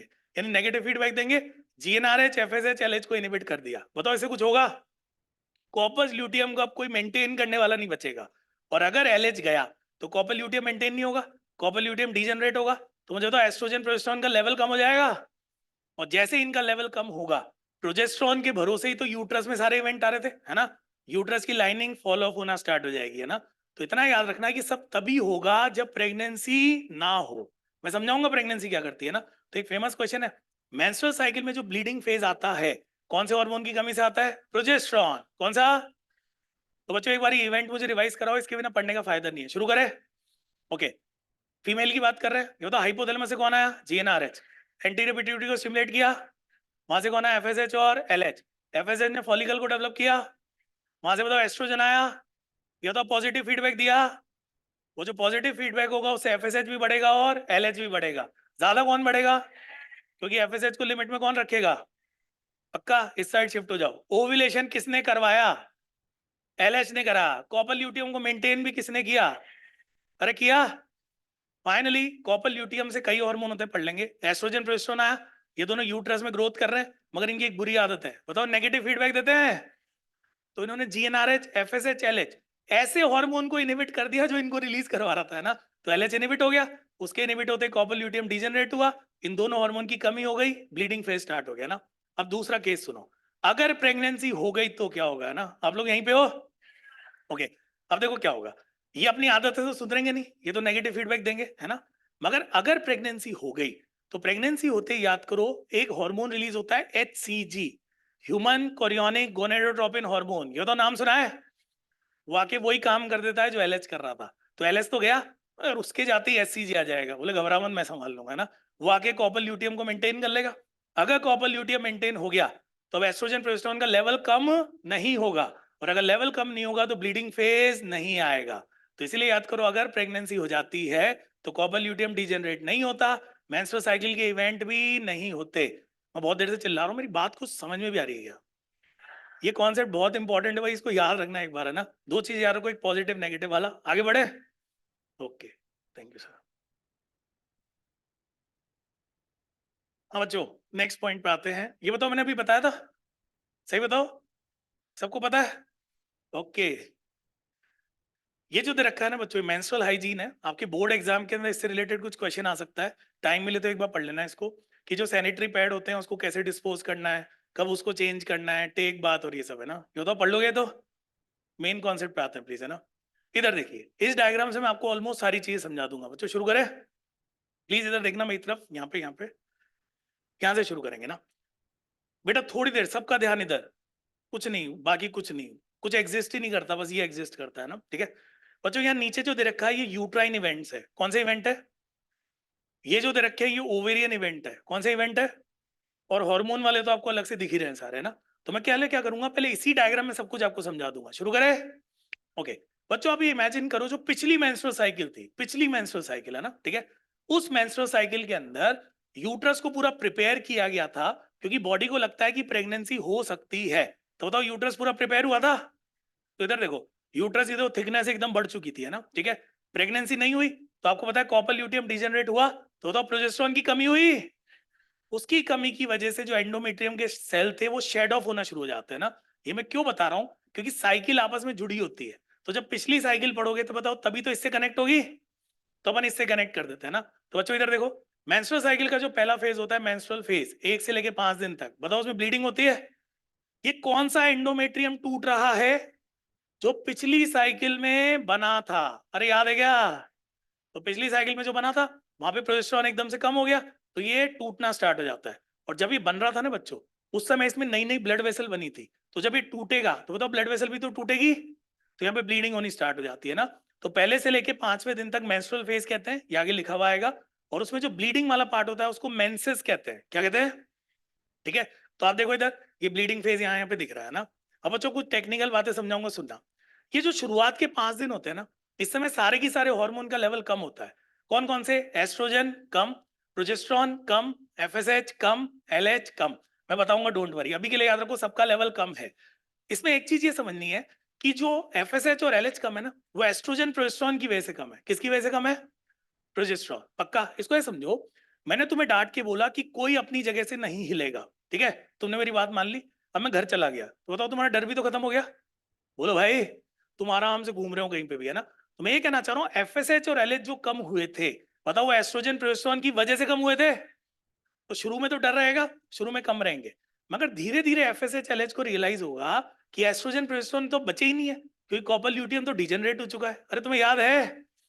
तो जैसे जैसे 5 दिन है ना, 5 दिन, जैसे जैसे 1 दिन 2 दिन 3 दिन बीतता है ना, एफएसएच एलएच थोड़ा थोड़ा बढ़ना शुरू हो जाता है ना। तो आप खुद देखो, यहाँ पे थोड़ी थोड़ी हलचल होनी शुरू हो गई है, ये तो ओवरी में फॉलिकल डेवलप होने शुरू हो गए हैं। 5 दिन का फेज हो गया, अरे हो गया। अब 5 दिन के बाद जो फेज आता है बच्चों, फॉलिकुलर फेज आता है। प्लीज बोलो कौन सा फेज है? फॉलिकुलर फेज आया। देखो फॉलिकल डेवलप हो रहे हैं। आपको पता है जैसे ही फॉलिकल डेवलप होंगे बच्चों, वहां से एस्ट्रोजन आएगा। तो देखो एस्ट्रोजन इसमें ग्रोथ कराता है। ये जो पहाड़ जैसा बनता हुआ दिख रहा है ना, ये कौन करवा रहा है? एस्ट्रोजन। इसको प्रोलिफरेशन कहते हैं। क्या कहते हैं? तो देखो प्रोलिफरेशन होना शुरू हो गया है। एक और चीज मैंने अभी बताई थी, एस्ट्रोजन जब भी बढ़ेगा बताओ पॉजिटिव फीडबैक देगा, तो एफएसएच भी बढ़ेंगे और एलएच भी बढ़ेंगे। जल्दी से बताओ ज्यादा कौन बढ़ेगा? लिमिट में कौन रहेगा? एफएसएच। ये बढ़ते बढ़ते बढ़ते देखो 14 डे आ गया। बताओ ये पूरा डेवलप हो चुका है? सही जवाब देना। बताओ ये ग्राफीन फॉलिकल है क्या? इसके अंदर बताओ सेकेंडरी oocyte है क्या? एलएच का लेवल बढ़ चुका है क्या? ओव्यूलेशन हो गया। क्या हो गया? तो देखो ओव्यूलेशन हुआ। अब बच्चों एक ट्विस्ट आएगा, इधर देखो इधर। ये जो ब्लू वाली लाइन आपको दिख रही है ना, ब्लू वाली लाइन है ना, ये कौन है? एस्ट्रोजन। कौन है? तो देखो एस्ट्रोजन बढ़ा हुआ है, ठीक है। जैसे ही फॉलिकल रप्चर हुआ बताओ उसकी लेयर से तो रिलीज हो रहा था, अरे हो रहा था ना, थीका लेयर से। तो एकदम से देखो इसके लेवल में डिप आ जाता है, डिप आया, और प्रोजेस्टेरॉन तो कम कम ही चल रहा है। अब जैसे ही ये ओव्यूलेशन हुआ बताओ कॉपर ल्यूटियम बनेगा। कॉपर ल्यूटियम से रिलीज होंगे एस्ट्रोजन एंड प्रोजेस्टेरॉन। तो आप देखो एस्ट्रोजन एक बार डिप हुआ, फिर से बढ़ा, और प्रोजेस्टेरॉन तो सीधा यहीं पे बढ़ रहा है ना। यहां तक आप लोग साथ हो? देखो कॉपर ल्यूटियम बन चुका है। अब ये दोनों मिलके पता है क्या करेंगे? दोनों का कंबाइंड इफेक्ट, ये दोनों मिलके देखो कितनी तेजी से एंडोमेट्रियम में ग्रोथ कर रहे हैं। और साथ में प्रोजेस्टेरॉन में बताया था सेक्रीटरी नेचर डेवलप करता है, कुछ याद है? तो यहाँ पे सेक्रेटरी नेचर है, चिपचिपा बनाता है ताकि आसानी से इम्प्लांटेशन हो सके ना। लगभग 22वें दिन, रटना नहीं है, लगभग, रटना भी पता नहीं, लगभग 22वें दिन तक ये अपने हाईएस्ट पे पहुंच जाता है। बताओ पहुंच गया? अब इस समय तक डिसाइड हो जाता है कि प्रेगनेंसी हुई होगी या नहीं होगी, है ना, सुन रहे हो? अगर प्रेगनेंसी नहीं हुई तो ही इवेंट आगे जाएंगे, और अगर प्रेगनेंसी हो गई फिर तो रुक ही जाएंगे ना। देखो बताओ हम मेंस्ट्रुअल साइकिल पढ़ रहे हैं, इसका मतलब प्रेगनेंसी हुई है या नहीं हुई? तभी तो पढ़ रहे अपन, है ना। तो हमने एज्यूम किया कि प्रेगनेंसी नहीं हुई, तो पता है क्या होगा? देखो 22वें दिन तक हाईएस्ट पे पहुंचा, इसी दौरान कॉपर ल्यूटियम डिजेनरेट हो गया। बताओ इनकी हरकतों से ही तो हुआ है। एस्ट्रोजन प्रोजेस्टेरॉन ने क्या दे दिया? Negative feedback. तो उसकी वजह से कॉपर ल्यूटियम डिजेनरेट हुआ। जैसे ही कॉपर ल्यूटियम डिजेनरेट होगा इनका खुद का लेवल भी कम, और इनके कम होते ही देखो ये धीरे धीरे डिजेनरेट होना शुरू हो गया। बताओ नीचे की तरफ आना शुरू हो गया। तो फेज देखो, पहला वाला मेंस्ट्रुएशन फेज था, फिर फॉलिकुलर फेज था। एनसीईआरटी 14 डे को अलग से ओव्यूलेटरी फेज बोल देती है। क्या बोल देती है? बच्चों सब आएगा लिखा हुआ, घबराओ मत तुम, है ना। बड़े आगे बढ़े, फिर ये बढ़ते बढ़ते हाईएस्ट पहुंचा, फिर ये फिर से डीजनरेट होना स्टार्ट हुआ। बताओ यहाँ से दूसरी साइकिल शुरू हो गई। ये ऐसे चलती जाती है ऐसे साइकिल, है ना, पक्का।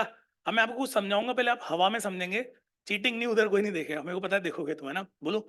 यहाँ पे 4 हार्मोन के ग्राफ दे रखे हैं। कितने हार्मोन है? चारों को रिवाइज करें। एक अकेला ऐसा हार्मोन है जिसके 2 पीक है। कितने पीक है? एक ऐसा पीक है जो कि ओव्यूलेशन से पहले, एक ऐसा पीक है जो ओव्यूलेशन के बाद। कौन सा हार्मोन? एस्ट्रोजन। बताओ ब्लू वाला दिख रहा है? पहला वाला पीक कहां से आया? फॉलिकल से। दूसरा वाला कहां से आया? कॉपर्स ल्यूटियम से। यहां तक डन? सेकंड देखो, एक ऐसा हार्मोन है जो पहले कम कम चल रहा है एकदम, है ना, उसका एक पीक है मगर ओव्यूलेशन के बाद। कौन? प्रोजेस्टेरॉन। बताओ रेड वाला दिख रहा है? ये दूसरा पीक कहां से आया? कॉपर ल्यूटियम से। अरे बच्चों याद है क्या? अब ऊपर वालों पे आ जाओ, है ना।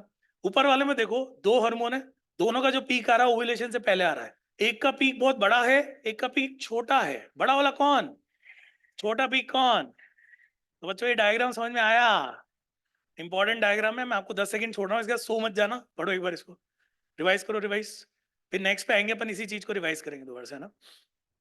3 फेज में डिवाइड किया करो दिमाग में ना, एक तो हार्मोन, एक ओवेरियन साइकिल, और एक यूट्राइन साइकिल, है ना।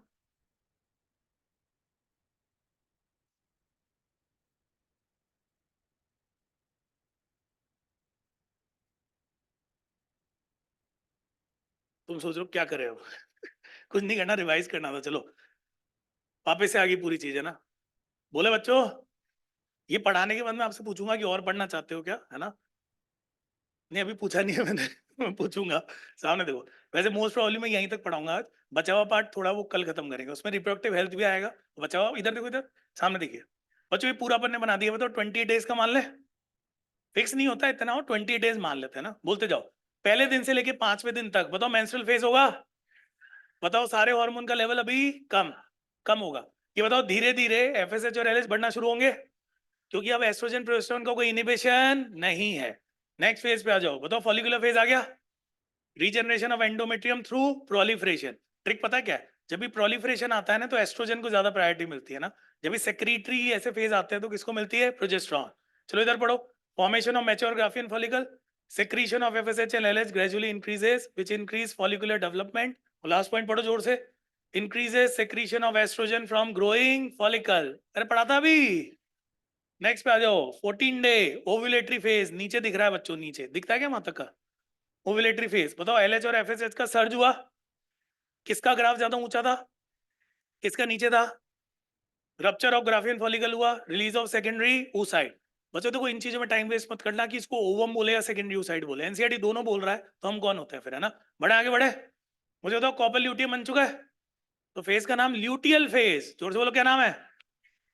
ल्यूटियल फेज में एक बार लिखा हुआ पढ़ते हैं ना, मेंटेनेंस ऑफ एंडोमेट्रियम होगा। बच्चों इसको दो पार्ट में डिवाइड करते हैं, देखो इधर, ये 22वां दिन मैंने बताया था ना इंपॉर्टेंट है। बताओ इसमें हाईएस्ट लेवल तक पहुंचता है, यहां तक कॉर्पस ल्यूटियम का पूरा इफेक्ट है, एस्ट्रोजन प्रोजेस्टेरोन इसको पूरा प्रिपेयर कर रहे हैं। बताओ तैयारी चल रही है, और एक बार ये 22वां दिन बीत गया, प्रेगनेंसी नहीं हुई, तो कॉपर ल्यूटियम डिजेनरेट हुआ।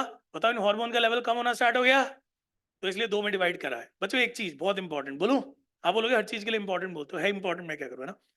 ये बताओ पहले फेज में सारे हार्मोन कम थे क्या? वो कम कैसे हुए बताओ, इससे समझ में आएंगे ना। जैसे ही कॉर्पस ल्यूटियम बना था, बच्चों बताओ वहां से एस्ट्रोजन प्रोजेस्टेरोन आए थे, इन दोनों ने नेगेटिव फीडबैक देखी, किसको इनिबिट किया था? एफएसएच और एलएच। मगर 22वें दिन तक अगर प्रेगनेंसी का प्रोसेस नहीं हुआ तो बताओ कॉर्पस ल्यूटियम खुद ही डिजेनरेट हो गया, तो उसके डिजेनरेट होते ही एस्ट्रोजन प्रोजेस्टेरोन खुद भी कम, तो एस्ट्रोजन भी लड़ लड़ के मर गए सब आपस में ना, तो एस्ट्रोजन भी कम, प्रोजेस्टेरोन भी कम, एफएसएच भी कम, एलएच भी कम। इसीलिए याद करो अगली साइकिल के शुरुआत में सबका लेवल कम है, तुम्हें दिखाई दे रहा है? बोल तो दो। अब बाकी तो आसान है, 22वें दिन तक अगर प्रेगनेंसी नहीं हुई तो देखो आगे क्या होगा, break down of corpus luteum if fertilization does not occur. उधर पढ़ो क्या लिखा है, secretes large amount of progesterone, graphene follicle transform into copper lutein। वो तो जनरल बता रखा है ना। देखो बच्चों मुझे शॉर्ट में समझा दो, सिर्फ आप लोग बोलोगे मैं नहीं बोलूंगा। शुरू करें, मेंस्ट्रुअल साइकिल को 28 डेज मान ले, पहले दिन से लेके 5वें दिन तक क्या है? Menstrual phase. बताओ पिछली साइकिल में जो एंडोमेट्रियम बना था उसका ब्रेकडाउन हो रहा है, और अभी सारे हार्मोन का लेवल कम, धीरे धीरे एफएसएच एलएच बढ़ना शुरू होंगे, ज्यादा मत बढ़ा देना, थोड़ा थोड़ा, क्योंकि अब इनिबिशन नहीं हो रहा है, फॉलिकुलोजेनेसिस थोड़ा थोड़ा शुरू होगा। बताओ उसके बाद से कौन सा फेज आ गया? Follicular phase. बताओ फॉलिकुलोजेनेसिस शुरू हो चुका है, वहां से कौन आ गया? एस्ट्रोजन। एस्ट्रोजन जो आया बताओ पॉजिटिव फीडबैक दे रहा है, एफएसएच एलएच बढ़ रहे हैं, फाइनली ओव्यूलेटरी फेज आ गया, उसके बाद बनेगा कॉपर ल्यूटियम। बताओ वहां से एस्ट्रोजन प्रोजेस्टेरोन आए, 22वें दिन तक पूरी तैयारी रहेगी, तब तक नहीं हुआ फिर डीजनरेट होना शुरू हो जाएगा ना। अरे कहानी डन, डोंट वरी, आगे का मैं नहीं पढ़ा रहा हूँ, ये पढ़ेंगे नेक्स्ट टाइम, मैं क्वेश्चंस करवा रहा हूँ तुम्हें भी, है ना। हाँ भाई शुरू हो जाओ, सब मिलके सॉल्व करेंगे ना, करे पहले स्टार्ट करो। Which of the following is not present in interstitial space of testis? कौन से cell? Sertoli cell, sir Sertoli cell tick कर दीजिए, क्योंकि याद करो बाकी सारी चीजें तो उधर प्रेजेंट होती है। बच्चों थोड़ा टाइम लगाओ, मेरे को पता है तुम बहुत ज्यादा इंटेलिजेंट हो, तुम्हारी सबकी सीट रिजर्व है वैसे भी कॉलेज में। सुन लीजिए, मेल जर्म सेल्स आर, कौन से होंगे? स्पर्मेटोगोनिया। अरे याद है, बहुत बढ़िया, आगे बढ़े। विच of the following is not present inside testis? Epididymis. बाकी सब बताओ टेस्टिस के अंदर होता है? मैंने वो क्वेश्चन दिए हैं जो सिली मिस्टेक करवाते हैं ना, टेस्टिस के अंदर या फिर इंटरस्टिशियल स्पेस के अंदर। लैंग्वेज ध्यान से पढ़नी है आपको, है ना। बच्चों आगे बढ़े, जो भी अभी तक सो रहे थे प्लीज थोड़ी देर उठ जाओ, बेटा थोड़ी देर उठेंगे। नेक्स्ट पाइए, ovarian stroma include which of the following? Cortex and medulla. बताओ बोथ हो जाएगा। नेक्स्ट पाइए, inner glandular layer of uterus is, जोर से बोलो, एंडोमेट्रियम। पता है क्या? Question of fatty tissue covered, कौन सा होगा? Mons pubis. चलो ज्यादा ही आता है तो बताओ, लिप का बड़ा वाला फोल्ड कौन होगा? लेबिया मेजोरा, अंदर लेबिया माइनोरा, और सारी जो कैविटीज होगी उसके अंदर प्रेजेंट होगी, याद है? ओके नेक्स्ट पे आइए, प्रेजेंस और absence of which of the following is not a reliable indicator? कौन है? हाइमन। मतलब मैंने समझा ही दिया था ना। मेमोरी ग्लैंड, मेमोरी एम्पुला कहाँ जाते हैं? मुझे तो पूरा याद करवाओ। पहले कौन था? एल्विलाय, एल्विलाय से पहले डक्ट या टिब्यूल? फिर कौन था? डक्ट, फिर एम्पुला, फिर लैक्टिफेरस डक्ट। तो आंसर क्या जाएगा? Lactiferous duct. सही। नेक्स्ट पे आइए, which of the following is termed as spermiogenesis? Spermatid से स्पर्मेटोजोआ, पता है क्या? और पूरे प्रोसेस को क्या कहते हैं? स्पर्मेटोजेनेसिस। वन सेकेंडरी स्पर्मेटोसाइट कितने स्पर्मेटिड बनाएगा? दो। अरे दो बनाएगा। मैंने सिंपल सिंपल क्वेश्चन दिए है ना, इसको थोड़ा घुमा भी जा सकता है, ठीक है। नेक्स्ट पे आओ। ऐसे 100 क्वेश्चन है बच्चों, है ना, मजाक कर रहा हूँ, 15। Mitochondria present in which part of sperm? कौन सा होगा? मिडिल पीस होगा। बहुत बढ़िया। Which hormone acts on Sertoli cell? कौन सा होगा? एफएसएच। एफएसएच मेल में होता है, फीमेल में होता है, दोनों में होता है? दोनों में होता है। नेक्स्ट पे आओ। Menstrual cycle occurs in female primates like all. Monkeys में होता है, एप्स में होता है और ह्यूमन में होता है। नेक्स्ट पे आओ। Which of the following is characterize tertiary follicle? बच्चों एक बात बताओ, टर्शियरी की जगह अगर मैं ग्राफियन लिख दूंगा वो भी तो सही है ना, याद रखिएगा। नेक्स्ट पे आइए। If menstrual cycle is of 28 days, 1 to 5 कौन? Menstrual phase. चलो बच्चों आज यहीं तक पढ़ेंगे। कल आपकी जो क्लास है इवनिंग में 4:30 to 7, उसमें पहले इसको खत्म करके फिर रिप्रोडक्टिव हेल्थ, है ना। Thank you so much. समझ में आप लोग? ओके, सर को भी थैंक यू बोलिए प्लीज। चलो बच्चों कल मिलते हैं ना।